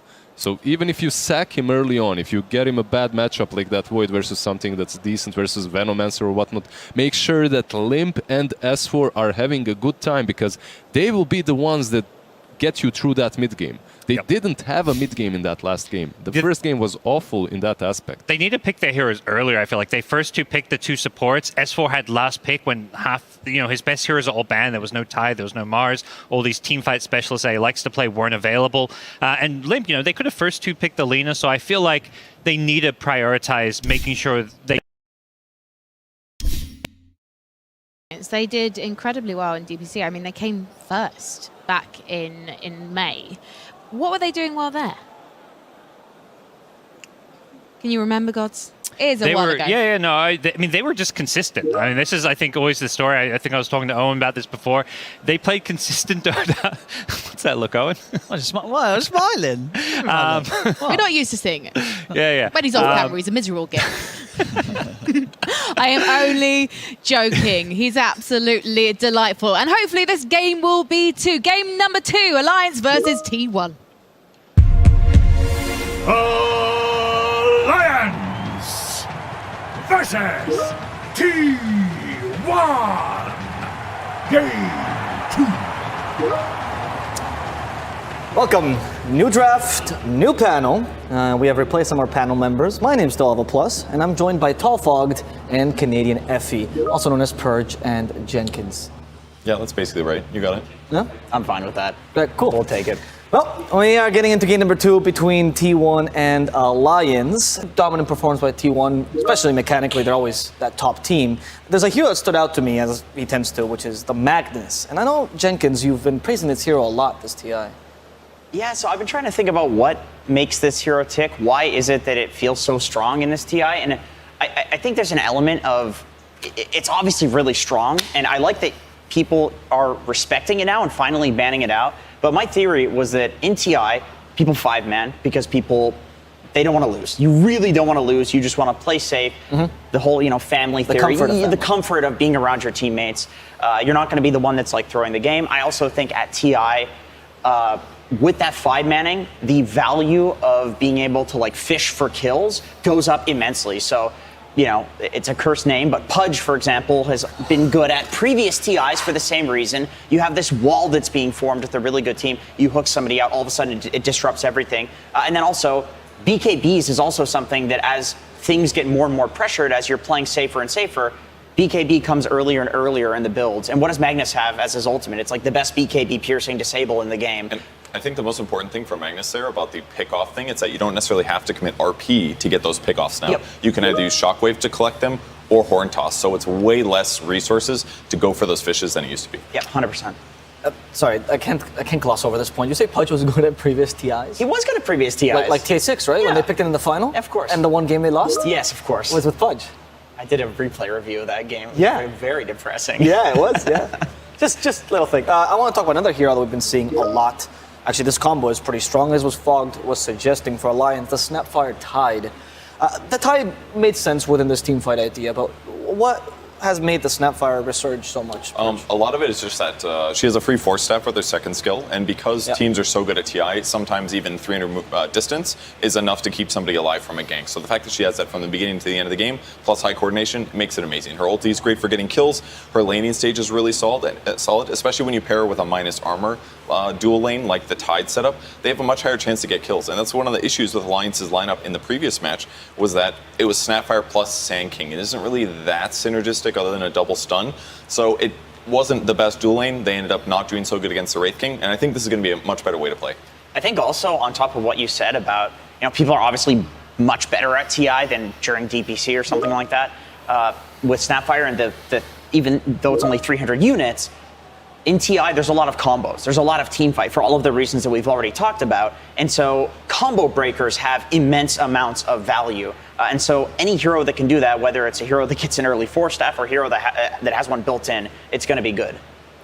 Right. And on the T1 side, this time, we see the double support combo, Lion and Treant Protector. I actually want to talk to you, Jenkins or Perch, about the idea of draft theory, because we've been seeing this a lot. That if you have the two straight picks in the first phase, they are starting with supports always, right? They're not revealing a core here. Can you explain to me why that mentality might be?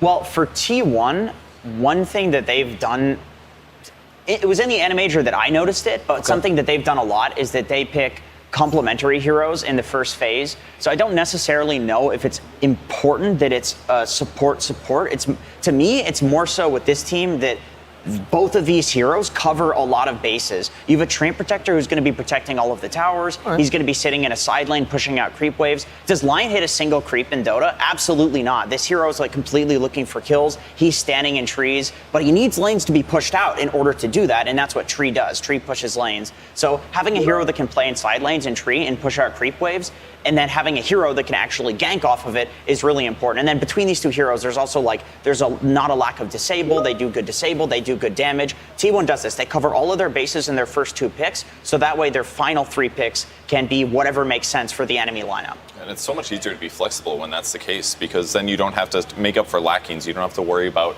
maybe your lane pairings be weak. That's a lot of the reason that Alliance opened like they did. A lot of teams are doing this. You grab your 4 and your 3. It's a really synergistic combo, and it brings this much bigger threat against the enemy carry position, who now has to say, like, well, we can't be greedy at all. We also have to pick something good, and it's just going to restrict your opponent's options. And to add to that point, the 4 and the 3, when they pick it, is always in the first and fourth pick in the first phase. So you can actually protect the 3 a bit with the next 3 bans. And this will change what happened in the last game, but the Sanking didn't seem that strong in the laning phase. Well, I briefly watched the beginning of the replay, and what mostly cost him, he went Caustic Finale level 1, which is not that weird against a Wraith King. You can do lots of damage. But I hearken it back to that dual lane issue between Snapfire and Sanking. What happened is Wraith King got a couple more denies than Sanking. It took like 2-ish minutes for them to get level 2 or something. It was a bit delayed due to the denies. And as a result, he doesn't have Burrow Strike for a while, so they just have no kill potential on the Bane. And because Bane was such a good laning hero, he actually ended up getting like a range creep pulled to the large camp. Then he stacked his small camp. Then he pulled his double stack small camp. This is stuff that's like pretty unheard of typically in the laning stage right now. Yeah, that's insanely game losing. So like that advantage that they got out of it forced them into this like constant separation where Sanking didn't even get to play next to Snapfire. So then Wraith King just has an abundance of net worth advantage, and he still has a Magnus, so it's just going to get more worse for Alliance as the game continues. So it was a lot of a laning issue, but some of that was certainly draft specific.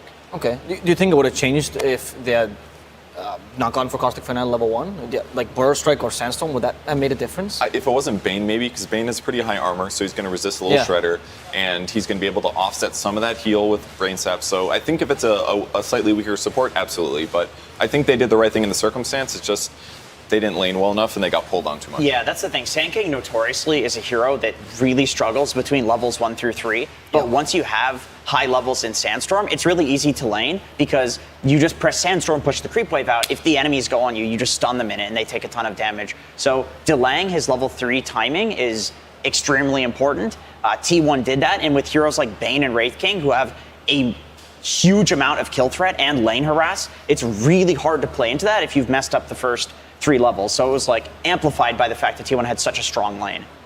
So now we hear the clapping, of course, the audience going crazy because Earthshaker has been picked.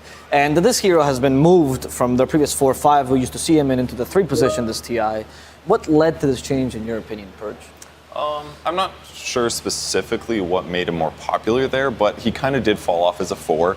Typically, like, he can like lane block people and that's very effective, but because it's dual lanes, Earthshaker, without his shard being busted, which it was during the DPC at one point, he just felt weaker as a support. But now as a 3, it's like you still get the best of both worlds. You can lane quite well against a lot of cores, and then your impact in terms of team fights is excellent because of Blink Dagger combos. So it is certainly, I would say, top 3 offlane hero right now. Yeah, so really no surprise to see it on T1. Okay. You think the cleave they added to Enchant Totem might have helped him? It definitely helps, yeah. That's something that like he scales better. My opinion on Earthshaker is that he's been pretty decent as an offlaner for quite some time, just because he has that like natural tankiness that's so annoying in an offlaner. Magnus has that as well, where you go to kill him and he's just some 3,000 HP hero if he goes for treads at like 15 minutes. Like, okay, this is... But then on top of that, I also think that the game is being played a lot faster than can support a position for Earthshaker, who... You can't really take a lane to farm your Blink these days. Like, in that timing, a team is going to beat you. That's just how Dota has kind of felt for like the last 5 to 6 months, where the hero has fallen off. But you're farming in the lane as Earthshaker, so the timing, you get it like 5 minutes earlier, and in that 5-minute window, you're not going to lose the game. Right. We see a FNG special, which is a Crystal Maiden. We've seen it, I think, once before, not to great success this hero. I think it was T1 actually picked against OGD. What? Why? Why the I Crystal like Maiden? it. It's a lane stabilizer. It's good at harassing. It's going to lower attack speed. That's pretty effective in some of those early trades, and it's going to just make it a lot harder for them to kill Medusa in the laning stage. Is she like a poor man's coddle here for the Dusa? I wouldn't necessarily. I mean, I guess it's kind of similar. You're blasting opponents, getting lane trade advantages, but extra mana regen on Tide and Snapfire are great too. It's going to make them be able to harass more often in the laning stage. Is she going to be an easy target for the Slark though? Eventually, Slark is a later timing hero where, at least looking at this draft for Alliance, I see the Dusa CM lane, which presumably it's going to be that. Even if they put Snapfire and did some, CM4, like that would still do very well against Earthshaker Lion. Lion is very killable. Earthshaker's a hero who's going to sit on the wave, so you're super susceptible from the harass that's going to come out from the Mystic Snake and one of the nukes from either of these two supports. And if Snapfire comes in ganks, that's even more potential to kill an Earthshaker. So, I feel like Alliance is going to get a lot of farm this game on both of their supports. Now, if we look at the Slark a bit, I'd actually like to propose a problem here, and I would like a solution from you, Jenkins. So, you have no instant stuns, only roots here. Cookie is not going to surprise him. He's going to Dark Pact, unless you blink Ravage onto him, of course. That's the only solution. What is the Alliance's solution to this? Because mid laners don't usually carry that instant stun, except maybe DK. Force Staffs kiting him. Like I said, I think they're going to get farmed between their supports. So there's that option. You're right. There's not much instant stun. I do think with a Dusa, with a Tide, you can kite a Slark enough where you just catch him after his 2 Dark Packs and after his ult. I think that's actually possible. But you probably do want a little bit more. You do want a little bit more. You don't want to just rely on that, because if the Slark is popping off, then he's just going to stick on you. He's just going to get tons of stacks, and you're playing these long fights against him. He's like, okay, that's great for me. If he has +1 item on the Dusa especially, it's just impossible to play. So some instant disabler, some hero who might build an Orchid would be great. Oh, that's a good idea, actually. What kind of hero could that be? Any typical spirit hero is usually the way that you end up seeing as Slark counters. Kunkka would have been great because you can X him and bring him back no matter whether or not he's going to dispel or not. So that would have given them some easier setup kills, and that's the issue with Alliance's draft. They don't really cross the map super well to get kills, so I definitely agree that they need somebody to be that start of the fight, because Crystal Maiden wants to play behind these tanky heroes, land her spells, sit back for 10 seconds, go back in again. Snapfire is going to want to have somebody that can start fights to make her ultimate feel useful. So there it is. Okay. Void Spirit is perfect for that. Jump in, disable somebody, maybe with the Yules, and allow your team to follow up, get a kill. You build up an Orchid like you were suggesting? I think so. I think this is a good Orchid game. I mean, people are usually opting to go for a different style of Void Spirit build, which is the Yule Scepter into Sanjin Kaya, and you're just going for this late game high magic damage build. But I think in this game against the Slark, it does make sense. It does depend on the timings. Like if Slark is already having a bad game, you don't necessarily have to build the Orchid. It's fine to not build the Orchid because the Slark's not a problem. You can just kill him with your ground targeted nukes, for example. But it's definitely in the cards. We're more likely to see it in this game than in the other Void Spirit games that we've seen. Could you also build an Ags as an alternative to set up for the Slark? I mean, it's 2-second silence, not something you usually need to look out for. Yeah, for sure. It's probably a lot safer because then there's a lot of heroes on that dire lineup that you're going to want to silence. So Ags is going to be raw, a lot more survivability for Void Spirit. That's probably more important than the extra right-click damage and higher mana regen. It is. It depends on how we if I think Void Spirits tend to go for the Orchid if they're having a really good game. Yeah. I think that's just Orchid in general. We see that on Spectre as well, where Spectres are not really building the Orchid unless you're so farmed that you're going to get your next item at the same timing that you would without the Orchid because you're getting kills with it. So that's just kind of where Orchid falls as an item in Dota right now. The biggest thing T1's missing right now is they need a hero that's going to go frontline and spot enemy squad. Slark can do that with Shadowblade or if he's just generally tanky and ready to go, but they don't really have a frontliner, and Ember Spirit's going to be perfect for that. Somebody that can jump in and set up fights and look for the Echo Slams after. All right, well, I want to hear from you, Perch, then. What do you like about this T1 lineup?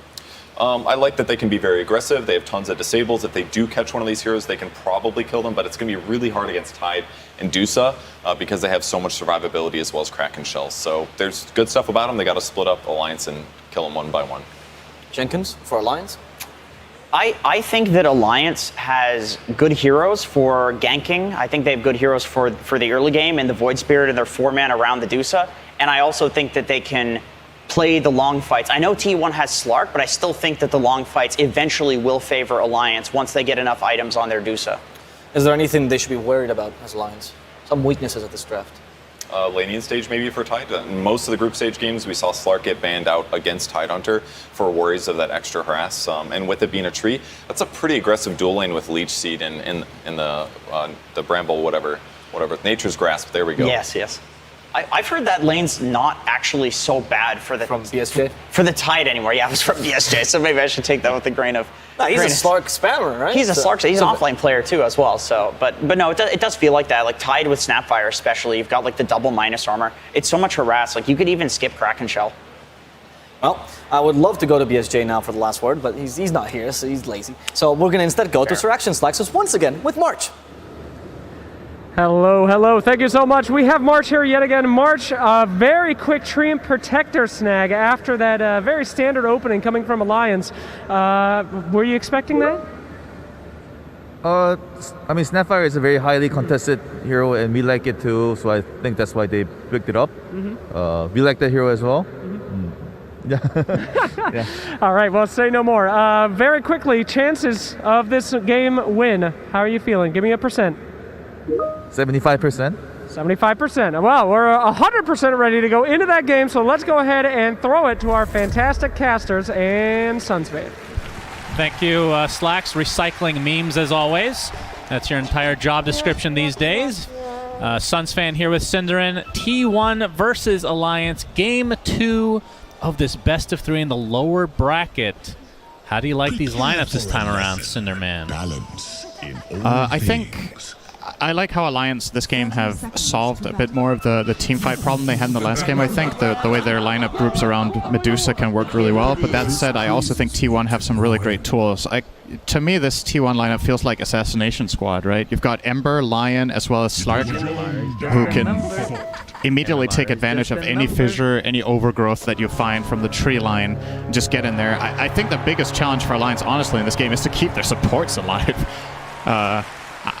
I don't think playing Crystal Maiden is particularly fun in a game like this. You could have just stopped it. And even Snapfire, who's a relatively tanky support and stands far back, you're just not safe against these heroes. And a little bit of a problem is the protection that you have against Ember and Slark is relatively limited, right? Like, what do you have? You have Ravage, Frostbite, and a Cookie, and a bit of a stretch you have Aether Remnant, but that one's going to be hard to land. And Slark can purge off all of this if he times it well. So I think Alliance, absolutely paramount this game. Get off to a good start in the lanes, and you need, honestly, just stellar positioning on supports in this game to not just end up feeding. Right. I mean, last game T1 got off to a really good start, and just I mean, that was basically the game. It felt like it just snowballed out of control of Alliance, and they weren't able to really do much from there on out. As top lane, we are seeing some action. Zephyr playing the Treant Protector, which we'll talk about in just a moment here. Actually, we can do it now, Cinder. Your thoughts on this pick, since a lot of other teams don't pick Treant at all. Yeah. But T1, one of the few exceptions. I had this theory, actually, that... so in the group stage, we had a couple of games with Quincy Crew. I think that was on day 1, where they picked Treant in 2 games in a row, and it just didn't really work for them. And I had this theory, okay, maybe they've been scrimming against T1 and been gold. Because, like, almost no other team, like you said, plays it. Oh, Zephyr is in trouble. He will be fine, though. No, almost no other team plays it, and it's been respect banned against T1 by basically every team. PSG even yesterday showing respect to Zephyr's Treant. So we'll see what it's all about here. I honestly like that Alliance let it through to change things up in this game, because obviously the last game just wasn't working out. Yeah. So they're choosing to give something else over and see what they can do about it. Unfortunately, to me, this is a really good Treant Protector lane. So I don't think they address the hero very well in the laning stage, and that's a really big part of what T1 use it for, is this hyper-aggressive play coming out from Zephyr. Yeah, and Zephyr, of course. I mean, Tree as a hero, highest base damage in the entire game, so the level 1 potential in terms of just trading right clicks is better than anybody in the entire game. As you can see, Carl playing the Ember Spirit this time around versus Limp's Void Spirit, so the Spirit Brothers at it again. What's relatively even right now is, I mean, who would you favor just hero-to-hero matchup between these two? In the mid lane? Yeah. I think it's pretty much a wash. Honestly, this lane very often ends with a draw. Comes down to who gets the first gank, or like sometimes I think the player who's most likely to find a kill, or the hero rather that's most likely to find a kill in this lane, is probably the Ember. But either way, it generally comes off the back of overconfidence, overstepping to get CS. You're going to see them play completely neck and neck here, right? They're getting the exact same CS, the exact same items. literally identical inventories, just with different item orientation. Same number of bottle charges. Oh, Carl used his tango. Oh boy. Limp, you gotta follow suit. Doesn't matter your full health. Do it for the fans. Yeah, do it for the fans. And he's gonna have to use it now. Cookie's gonna connect onto Whitemon in the bot lane. Looks like he'll be safe. Using an Earth Spike to try to trade a little bit of damage going their way. I mean, this is the lane we haven't talked about yet, but 23 Savage playing the Slark against a Tidehunter, which historically is pretty good for Slark in terms of the mid to late game once you get past the laning stage. Because you have just this fat tanky hero that you can just get stacks off of. Yeah. As Cuckoo. Now it looks like FNG is going to take a tumble here. So first blood goes the way of T1 with the Enchant Totem. And actually the thing I had to hold that thought. Double Impale coming out from Whitemon again. S4 gets hexed, and there's the pounce. It does connect. Popping the wand, keeping alive a little bit longer, but 23 Savage. Well, actually, it wasn't him. Whitemon somehow stole the kill from his position once. I don't like that narrative, Shannon. It's not a steal. He stole it. It's not a steal when the support gets a kill. It's good. He did a good. If you were a position 1 player, you would agree with me.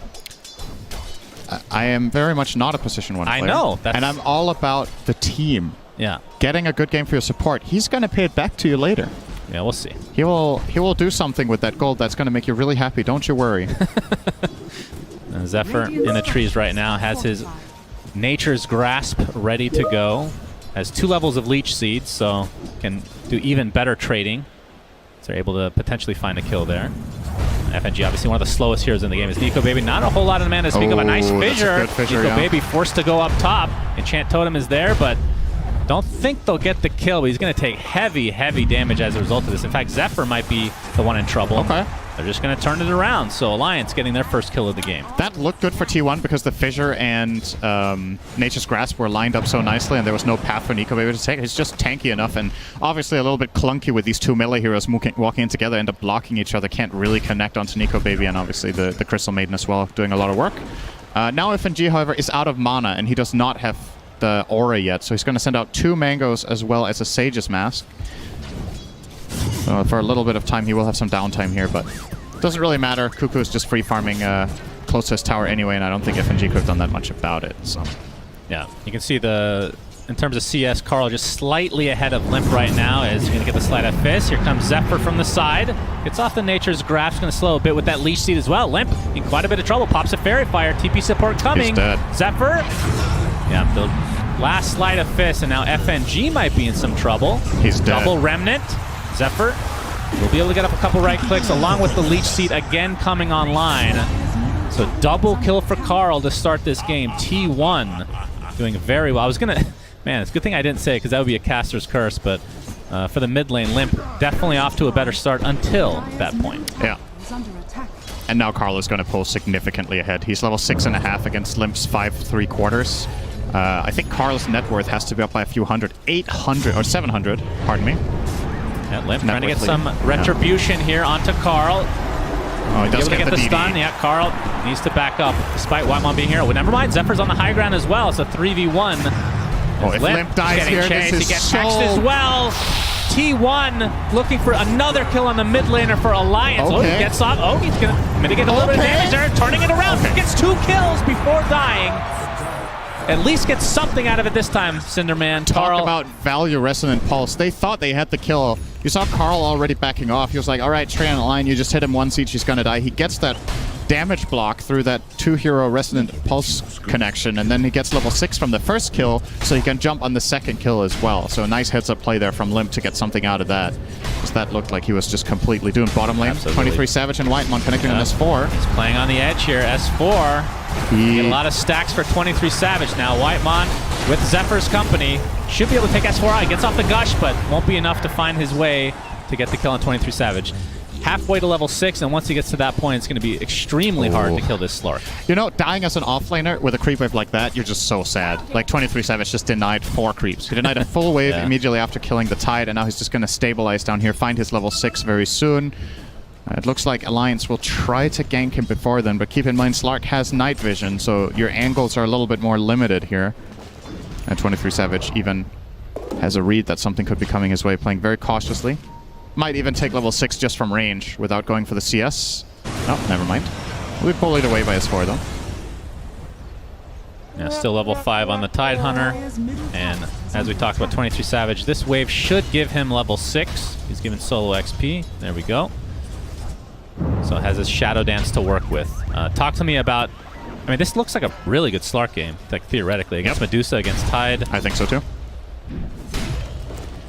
Anything else to say? Like the panel, no, like the panel said, honestly, a little bit surprising maybe that Alliance let it through. You pick the Tide first phase. Yeah. Most teams go into bans here and ban the Slark. And then, okay, if you want to let that through, that's fine. But you also picked a carry that Slark loves facing, so you made this game even more enjoyable. And it's always important. Okay, hang on, Hanskin. Yeah. White Limp's going to be there. He'll be able to clean him up pretty easily. A little bit late to the party is Limp. He gets the haster at the very least. It's always important when you look at the draft and you look at how the lineups turn out and you're like, man, this hero's counterpicked by 3 picks that wasn't good. You always need to remember what the draft order is, right? Like, you're always giving away information based on pick order. So a lot of the times, even at the absolute highest level with the best drafters in the world, there's going to be heroes that are just hard countered in the game because they get shown early. And obviously that's why a lot of the time you show your support as one of your first 2, sometimes even both supports, so that the cores can have better conditions. But yeah, in this game you did first phase your offlaner, and then I feel like not fully protect him here on S4.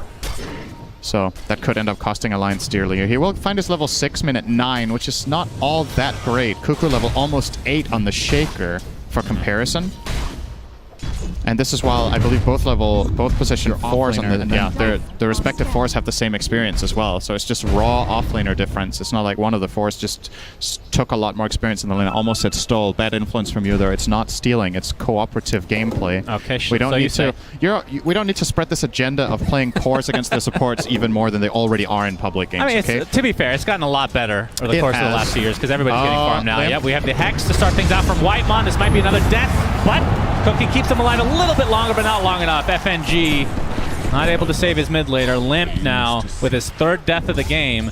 And like I said, in terms of the 1v1, he was doing great, but since these ganks have been coming, just feels like non-stop from T1. He's just been dying left and right. And the concern I have right now for Alliance is, what's your move, right? You need to do something about this status quo. It's not favoring you. You have a Slark lane against Tide. He's happy.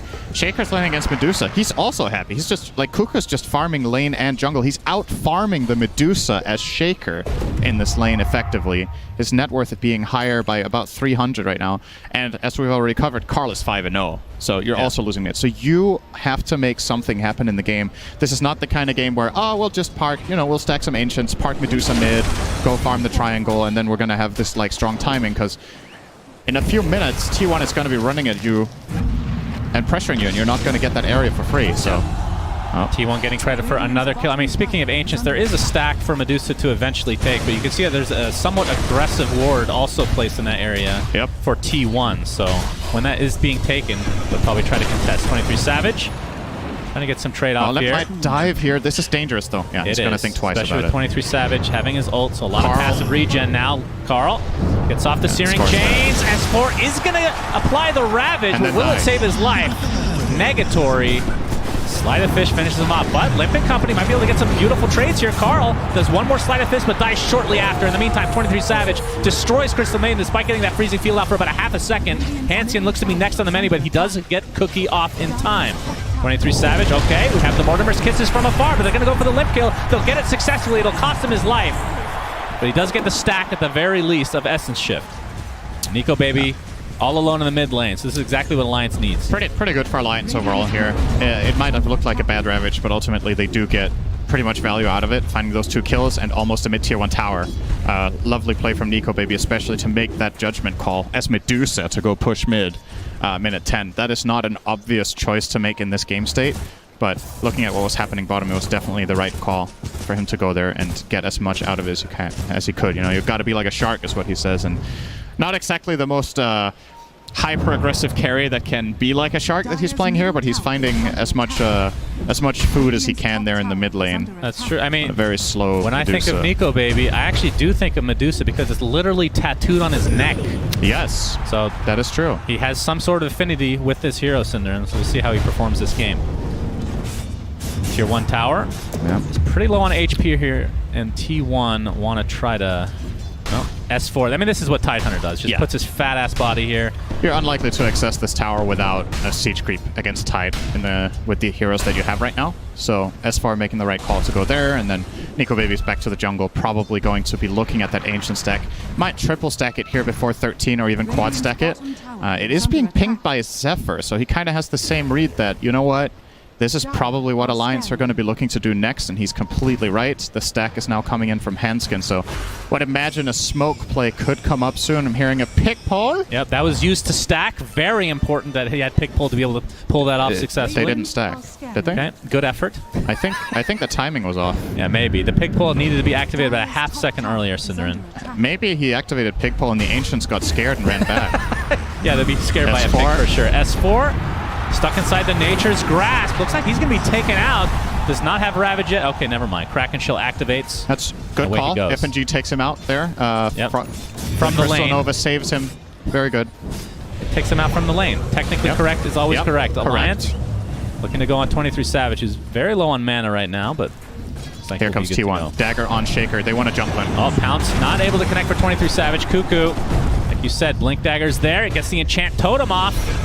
And Limp Astral steps to safety. Does that have any more stacks, though? Another 6 seconds before it comes off cooldown. Mortimer kisses from afar. Very good kiss. Actually, onto 3 heroes. T1 taking so much damage, but the Echo Slam is expended to at least get 23 Savage. It's going to be a trade for 3, though. Triple kill for Hanskin with a god tier Mortimer's Kisses.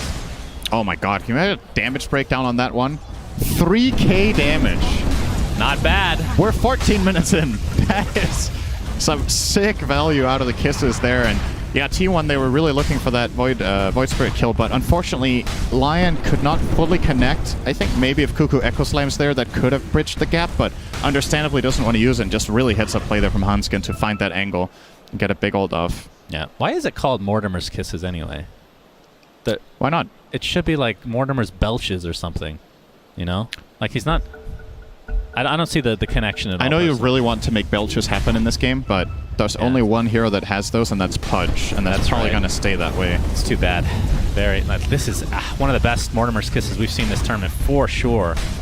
Getting really big value out of that. Zephyr, Cookie connects on top of him. He's going to be taken out very quickly. Wait, Never mind. what? Gets the overgrowth off. They got a little bit too confident. Finally gets taken out though, but the TPs are here from T1 trying to turn this around. Limp takes a tumble. 3 dead so quickly in favor of T1. Hanskin will get hexed as well. Limp didn't finish the kill. He had the...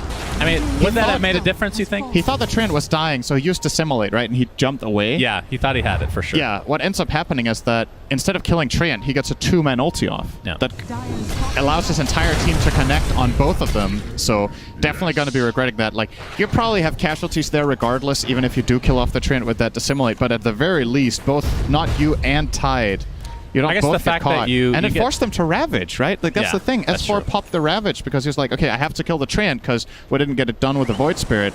And then he doesn't have the Ravage when all of T1 connects. So honestly, kind of a huge mistake there for Alliance that ends up costing them a lot.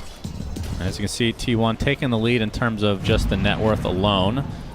Diffusal Blade now online for 23 Savage. Yeah, he is strong. Yep. Going for the BKB next, so looking to fight pretty early. Has 7 stacks already of Essence Shift, actually. If he has BKB, he only needs to worry about 1 spell for the entire BKB duration. That's Stone Gaze. Nothing else is going to touch him at all. They don't have significant single target damage.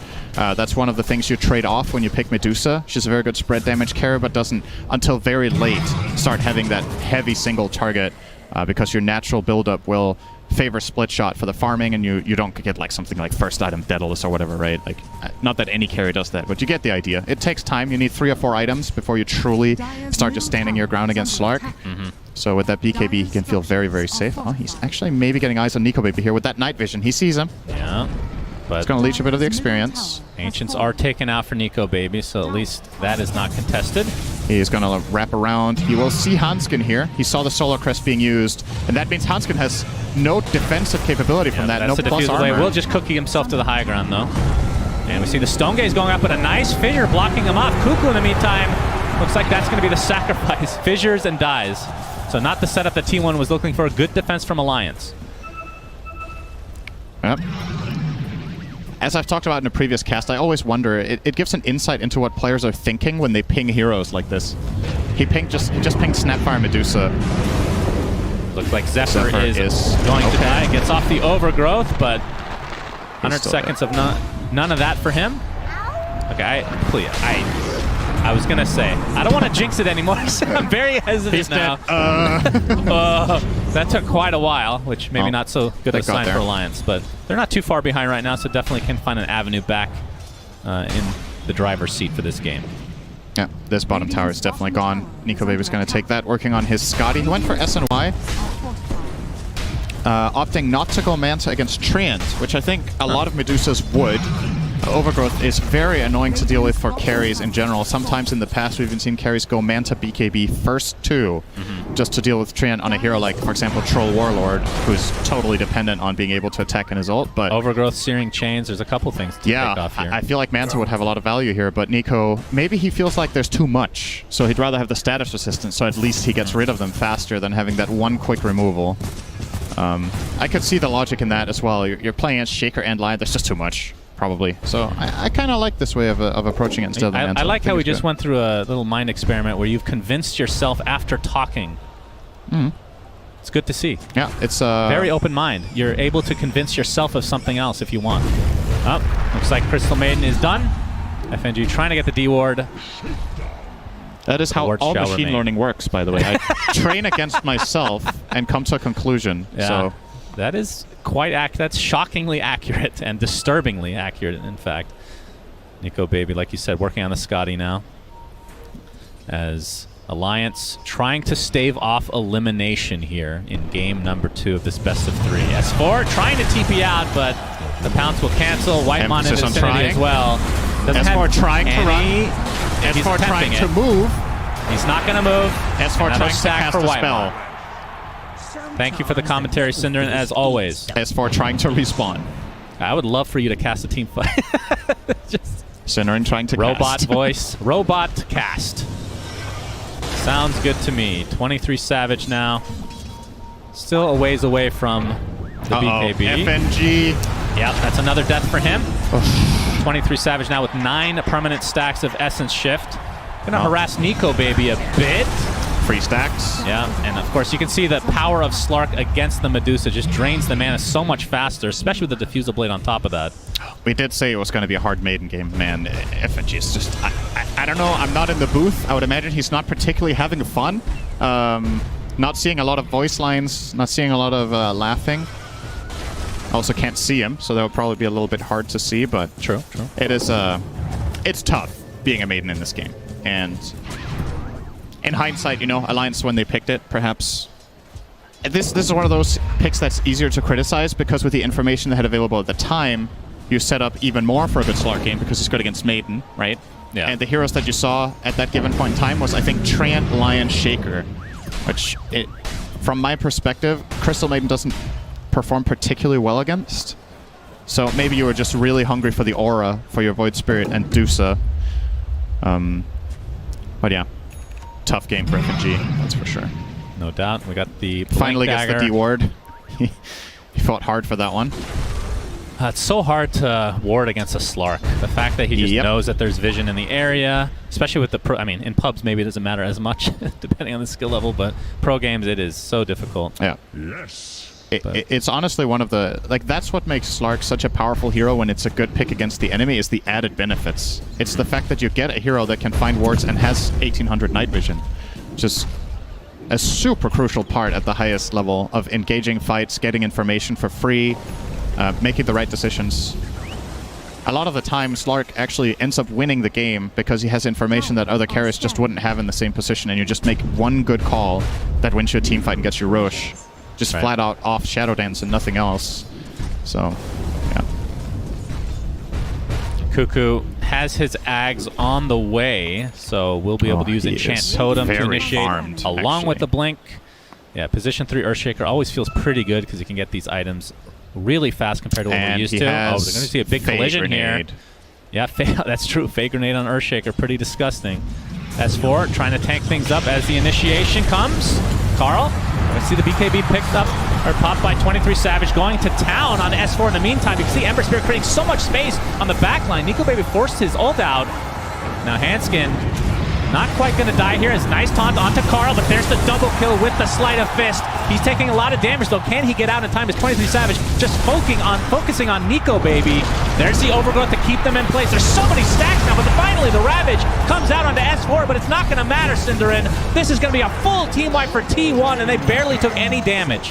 It's such a godly fight from Carl. He just does everything right. See, the fight breaks out, they see the tide, and he gets a little bit of vision on the backline supports. He literally zoned 2 heroes on his own, killed them both, and then lived after. Like, you can't ask for more out of an Ember Spirit in a game like this. I'm not going to say he single-handedly won the fight, but he definitely spearheaded it. So you're going to see the replay here. S4 goes out and breaks the smoke.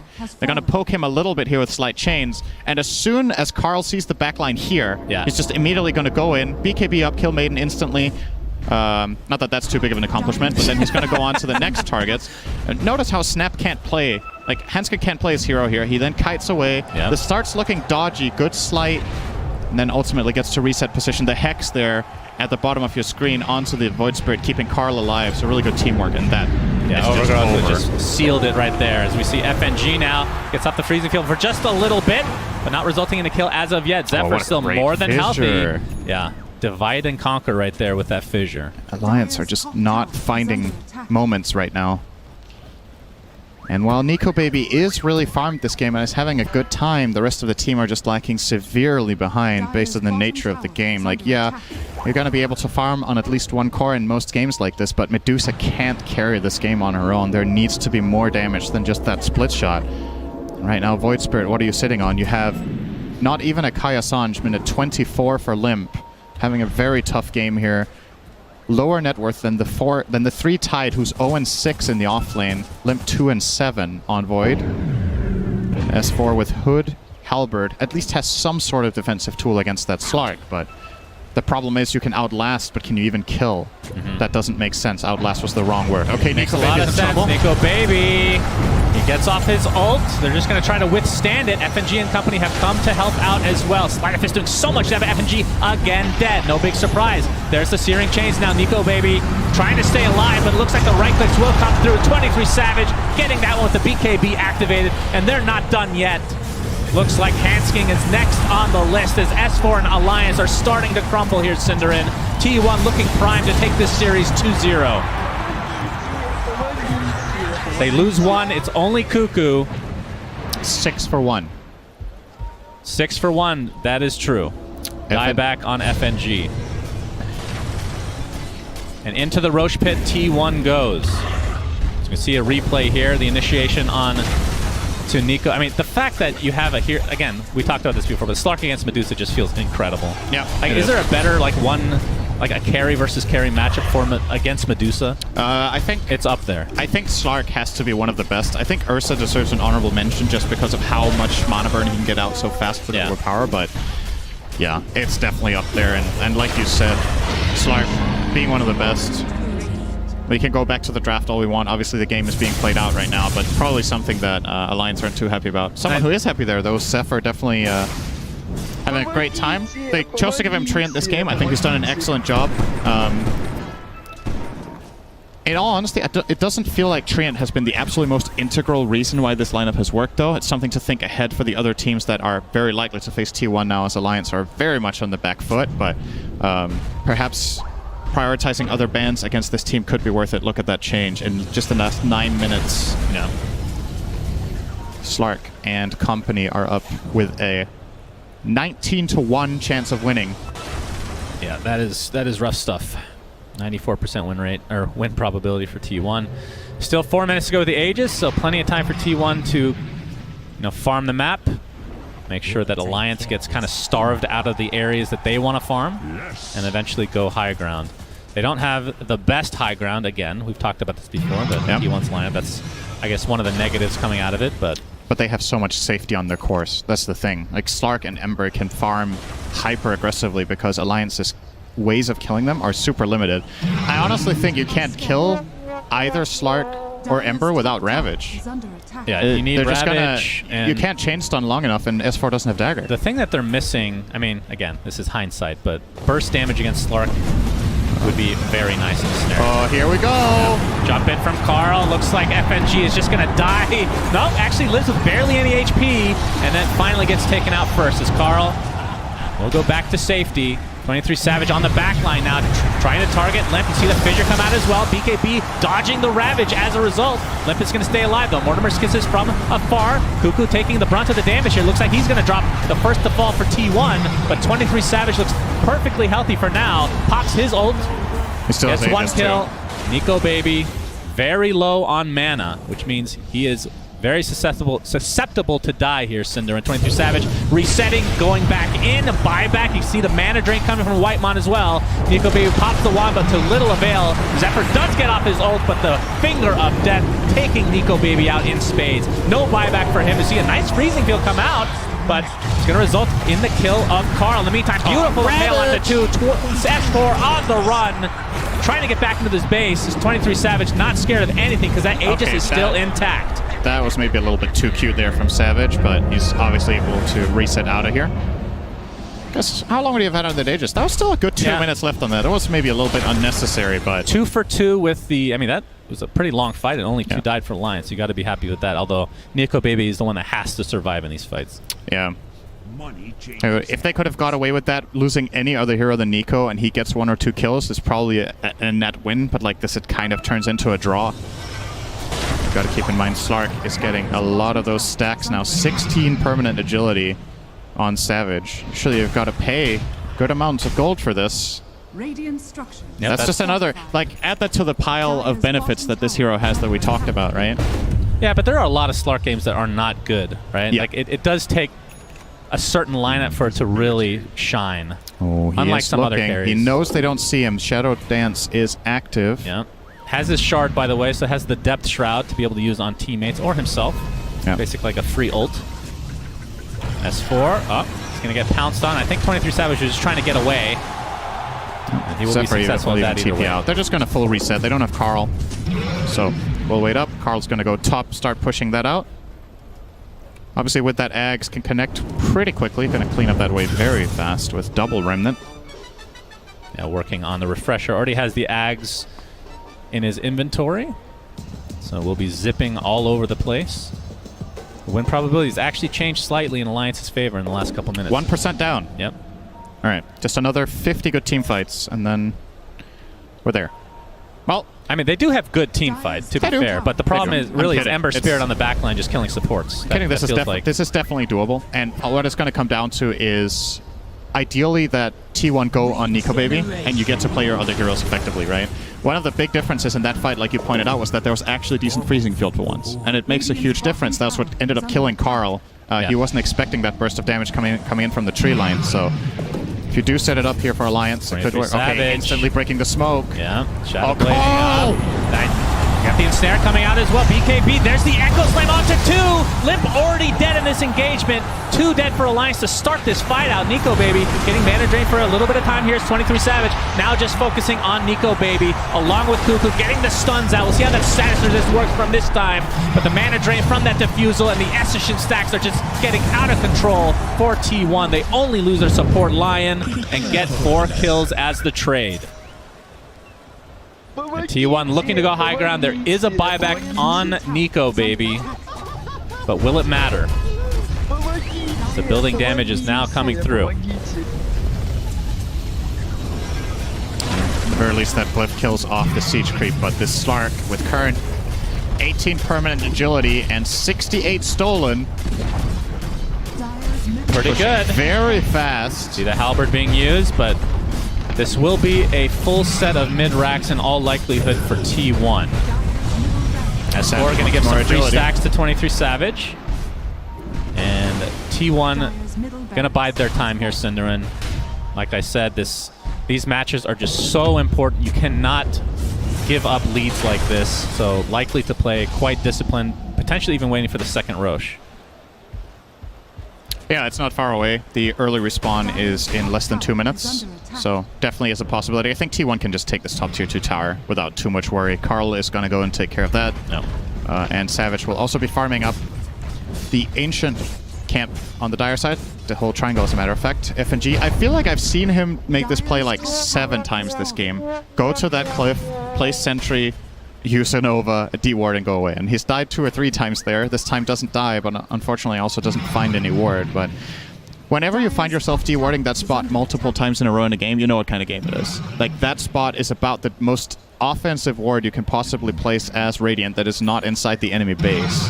Yeah. So pretty indicative of the game state for Alliance. They're just cornered completely. You can see Nico Baby going for the Divine Rapier, Synderin. Still about 3k away from finishing it. You gotta do it, honestly. You have to take that risk. Savage gonna find Limp. Oh, the tower, though. And Limp has to Astral Step. Uses both, in fact, just to make sure he doesn't take another death to his name. And yeah, map control firmly in T1's favor right now, as we likely wait for the next Roche. So in 30 seconds, we'll find out when that will actually spawn. FNG trying to get some map control back, but it feels like he's just died every time he's attempting this. The poor lad. And they know the ward is there because of Shadow Dance.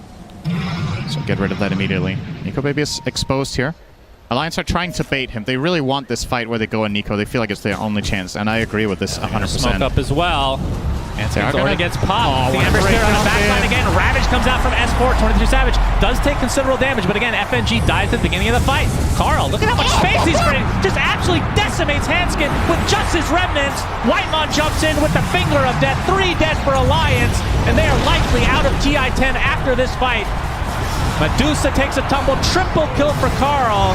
And S4 finally goes down. He's the only remaining member for Alliance with buyback. They call GG, and T1 moves on. Synderin, Alliance out.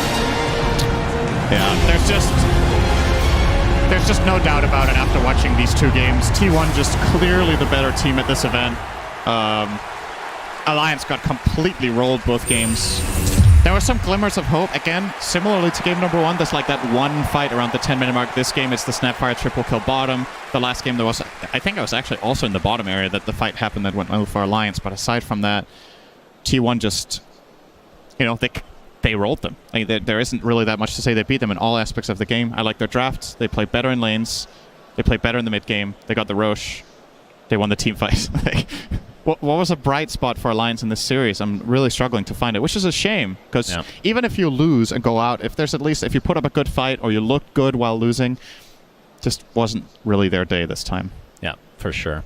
And I mean, they did pick Medusa, which is a comfort pick for Nico Baby. The fact that it's literally tattooed on his neck, I would hope that's a comfort here when he looks in the mirror every day. But sad to see Alliance go, obviously, because they've had a long road here, and unfortunately doesn't work out. But T1 moves on, and they've looked extremely good thus far. They look like a team that's going to go further than top 8. Yes. I mean, a lot of people thought that going in, but we talked about this before. They kind of peaked at the Ana Major, and then since then they tapered off a bit, and then the beginning of the group stage here, they didn't do too well, but have bounced back with a vengeance. So we'll see how far they can go. But with that, let's see what the panel has to say about this resulting series, and T1 moving on. Thank you very much, Sunsfan and Synderin. And to be honest, Synderin basically summed up that match for us. I think our work's done, boys. Should we just... No? Okay, fine. We'll talk about things. I think we should talk about Carl, because Carl had a fantastic game 1 on that Lina mega farm. But in game 2, it was even more impressive. He was just completely dominant. From the get-go, from the one-on-one matchup on that mid lane versus Limp. But then again, a couple of supports rotating in, helping him out. He gets level 6 before Limp does, and he just dominates throughout the game. He's so decisive, so clinical in the way he fights his team fights. Always instantly jumps into the backlines, eliminates Hanskin, eliminates FNG, and from then on, the game is much, much easier for them. And the T1 supports were so good at enabling. I feel like so many Treant protectors you see, they're like, oh, you know, I'm going to sit, passively play the side lane, then my core is going to go and I get to farm. No, Zephyr is rotating mid, collapsing on that mid lane as well. So I love the way the supports really try and set up Carl for success. Well, right now we have got Avo on the sidelines. He's got FNG from Alliance to see what just happened in that game. Thank you, Frankie. I am here with FNG. Thank you for your time, FNG. So I just want to ask you, what's going through your mind right now? Well, losing sucks.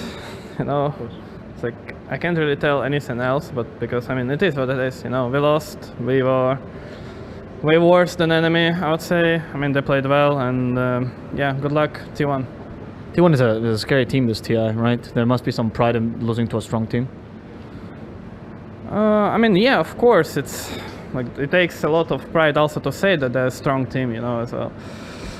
But yeah, I mean, I would say we're just not happy with ourselves more than looking at our opponent, you know, this type of feeling we get. So what do you do now after a loss? How's the way do you recover? I mean, I guess we just let time do his thing, you know. All right. Anything you'd like to say to the Alliance fans out there? Yeah, sorry guys, we tried our best, and thank you for your support. Thank you, FNG, and we're gonna go back to the panel. Thank you very much, guys. And the odds were against Alliance in that matchup, so they shouldn't be feeling too bad about themselves right now. And you know what? Someone who definitely shouldn't feel bad about themselves is Hansken, because actually there were some great moments from him. Really, really good opportunities with Mortimer's kisses there. There was a great 3v1 situation, easy triple kill, punishing T1. You were definitely impressed, Lizard. Yeah, he did a ton of work, and I believe he's basically the main reason why Karl had to play the way he played, constantly breaching those backlines, because if he didn't, Hansken would continue dominating teamfights. He was demolishing T1 in a couple of those early engagements with Mortimer's kisses, hiding in the trees, and he's positionally an extremely good player. Sadly, in this game, it just wasn't good enough. And unfortunately, I think some of the other Alliance players didn't set up. We saw S4, game 1 is Sand just having a really rough lane. Another kind of poor game from him. And Lim not going for Yule's Scepter against an Ember. The reason I think Ember has such a free, amazing game is because what's going to kill him? Like, well, firstly, there's nothing to kill the Slark, and then you have this Ember who doesn't have to worry about any kind of Yule's Remnant catch. It just made Karl's game so easy. So what's the future for Alliance? Possible roster changes, I mean, maybe they stick together. Depends how they feel about, you know, whether or not they can work out their issues. I think they don't have the right pieces to be like a true title contender myself. But I don't know. Yeah, it really comes down to what Alliance is looking for. Yeah, it's a really tough situation to be in. They did win one best of one in the lower bracket, got out instantly after in the next series, but then again, T1 is looking really strong. There's a reason why this man has them as the champions in his predictions. So I'm feeling pretty good about that after seeing them play again today. I mean, it's like, I don't know. These guys, they're really going to go all the way. They took a game off LGD. Sure, they got knocked down, but this sort of performance, I think if you're in the lower bracket, you've got to be very, very scared of going head-to-head with T1 down. Oh, we should have... They're going to hit hard. Apologies for interrupting you, but you said the word bracket and I went, oh, we can have a look at those. So let's take a look, first of all, at the upper bracket, because that's where we're going to be heading later. So your bracket overview there. You can see how many teams are remaining. Vici versus EG is coming up next. T1, they want to face Evil Geniuses, but Vici are going to have something to say about that in the lower bracket. Goodness, that looks absolutely terrifying, Owen, that lower bracket. And honestly, I know we're getting a little ahead of ourselves, and I know it's the upcoming series, but to say something quick, I think T1 will get that EG matchup. I think it's going to happen. I think Vici's looking to do shaky. Ori yesterday, he was not having a great time mid. That's not going to cut it against EG. I know it's a different series, but to go back to that interview where Cuckoo said he wanted to meet them in the finals, it's not going to be possible, but I think he will meet them in the next round of the lower bracket. Okay, so hypothetically, in that lower bracket, we've got OG, EG. Obviously, we do have Spirit as well. I don't want to count them out completely. But then we've got T1. So out of those four, whose chances do you rate, Gods? I'm going to still stick with EG. I think they've shown. I think they have the consistency that you need in the lower bracket. You can't just be this team that's trying to play super flashy, and you're never going to be able to make those super risky plays. I think that's why OG really shined when they were in the winner bracket. To me, EG stand out the team that's going to figure out their stable drafts and figure out a way to win games. So, EG, you predicting them to knock OG out? Maybe Spirit will knock OG out. Oh, yeah. Ooh. They could. Are you standing by that prediction right now? On the desk? Lock it in? What, for who? That Spirit are going to beat OG? Maybe. Yeah, honestly, Owen, maybe. you said it. I don't know. I said, well, sure. Yeah, Spirit. Yeah, good luck, OG. It's all right. No, Spirit's looking really, really good. They really, really are. They look fantastic on previous lands. Now they've come out here. Sure, it was a bit of a knockdown, but the wins that they're having, they look hot. If they can keep their cool, absolutely. Spirit can definitely stand a good chance against OG. It's okay. I was going to cut you off and let Sir Action Slack save you, but I thought I'd let you continue that one. You were quite convincing by the end of it. Okay. Sir Action Slacks, who have you got on the sidelines for us? Oh, my friend, I have a real treat for you. We have Zephyr coming out of a fantastic series there. Man, you guys, first couple days of groups, lose, and you've been on a win streak ever since. Have not dropped a single game. What happened? I think every T1 fans know it's like we always start so-so. Mm-hmm. Even us, it's like as the player, we don't know how to fix it. Well, you seem to fix it. You might have started off so-so. You're ending strong. You know, I got to talk to you about being one of the first Indonesian players to ever get to the International with Whitemon. And now you're here representing not only C, but Indonesia itself. So I just want to give you the floor. Any words to the fans out there that are watching? Okay, can I speak with bahasa? Absolutely, please. Okay. Mama, aku di TI. I understood that, dude. Oh, you understood? I mean, come on. It was 2 words. No, but so you guys feeling confident moving in the uppers? Are you ready for your next match? Yeah, we are ready. Yeah. All right. Well, that's fantastic. Sir, keep on that win streak. It's been absolutely a pleasure watching T1, and we will see more of them coming up soon. But for now, back to you. Mama made it to TI. That's a dream right there for many of us, for many of players that have been in that spot. That's a dream, getting to TI. Making your mum proud. Making your mum. My mum doesn't even know what esports is. She has no idea I'm in Romania right now. Anyway, less of my sob stories, and instead, let's remember the good old times, because it's time to ask the players what they remember.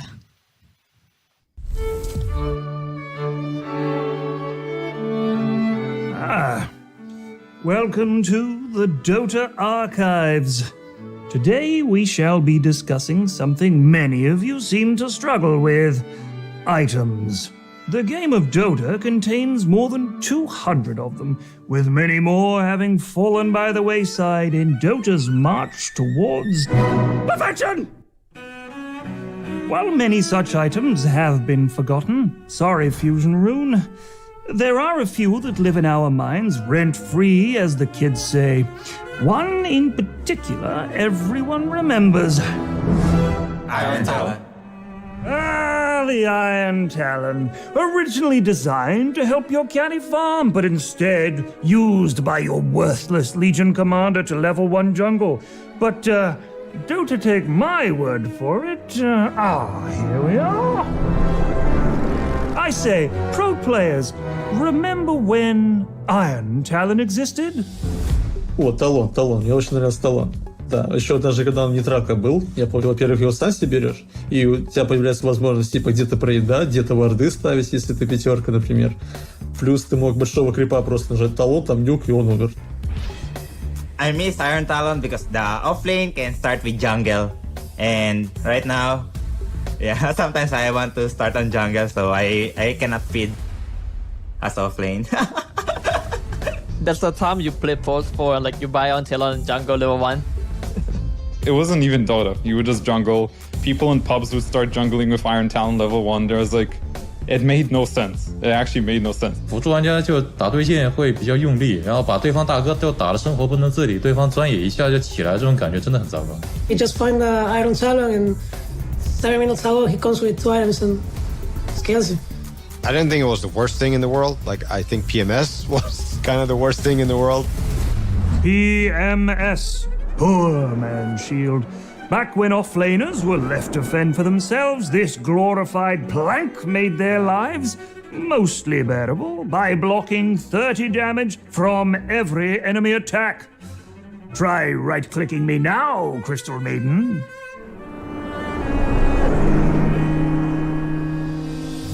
Tournament shield was so dumb, man. It was so dumb. Playing against some melee Aggie hero TV or Naga or something, and trying to hit the guy, and you just would hit him 16 times, and you maybe dealt 20 damage if you had bought enough stats.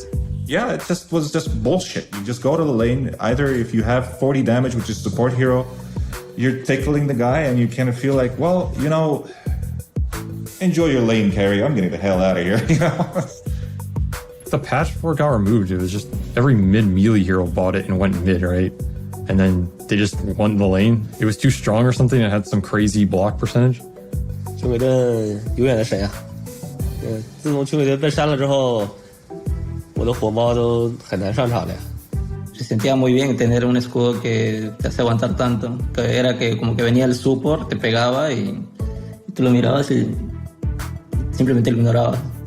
Back then, there was one patch where you would pick Legion Commander and you would buy PMS and you would 1v3 a lane. The other offlaner who's like level 2 struggling in like Struggle City, and I'm like just chilling level 5, and they're like, what's going on? Some items have only just recently left us to go to Ice Frog's item heaven in the clouds. However, the Necronomicon and the 2 demons it spawned shan't be joining them because they belong in hell! 感觉就没有比这个道具更让酱油讨厌的道具了，哈哈。You know, I'm just running around and suddenly like these 2 little guys just gang up on me and kill me, and I'm like, oh, that's cool, I guess. That item was definitely an abomination of a Dota item at the end. Like, perma haste, slay jungle camps really fast, give true vision, give mana burn, give a hard purge. 然后3级输以后他还能排野，这个真的是恐怖，好吧，恐怖如斯。Yeah, I don't like my wards to be killed by some guy that just clicked one button and doesn't have any skill. I spam a lot of tag gears and like people just buy Necro Book level 3 and like clear all my bombs. So like yeah, it's very good that Necro Book is gone. Короче, нереально бесили. As a good riddance, I'm happy they removed it. I'm so happy they removed it. Yeah, good riddance. Can I say the saddest moment? Like, why they removed the Necro Tree? Because I love the Necro Tree item. I'm gonna use it, follow to the support, and remove their vision. They are kinda sad, so I feel good when they are sad. What a sicko. As a man greater than I once said, everything can work. And you, the player, experimenting like some mad scientist is why the game of Dota continues to get better and better. Do not weep for the removed items, for upon that heap of selfless sacrifice we stand proudly today. They will always live on, as long as we remember them. Good night.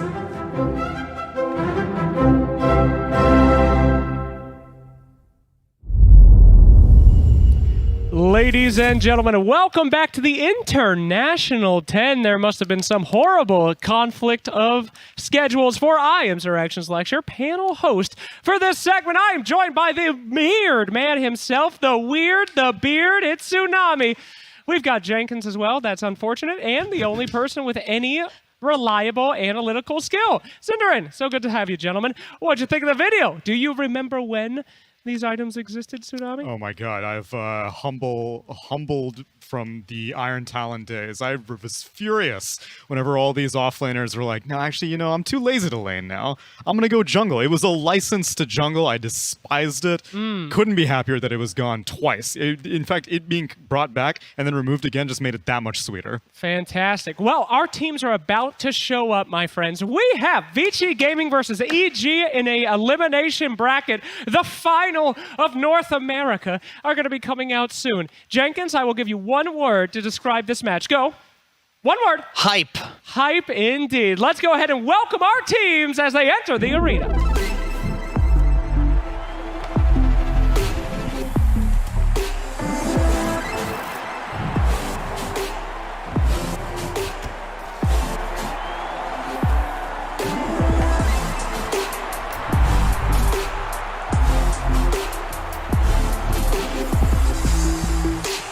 Ladies and gentlemen, can you even have a TI without evil geniuses? This team has switched, they have swapped, but they have dropped into that lower bracket and they are looking as hype as they've ever been.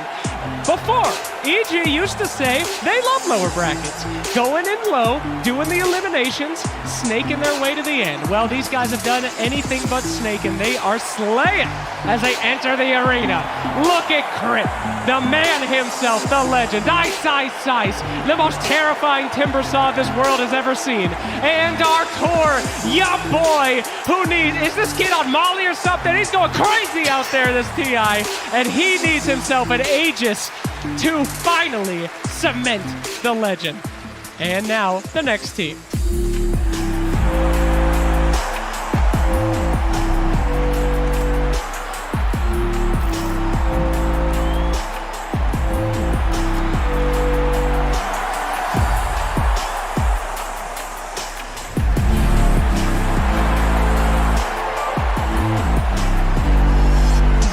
I shudder to even say the words Vici Gaming, for we are simply not allowed to say the names of gods on the stage.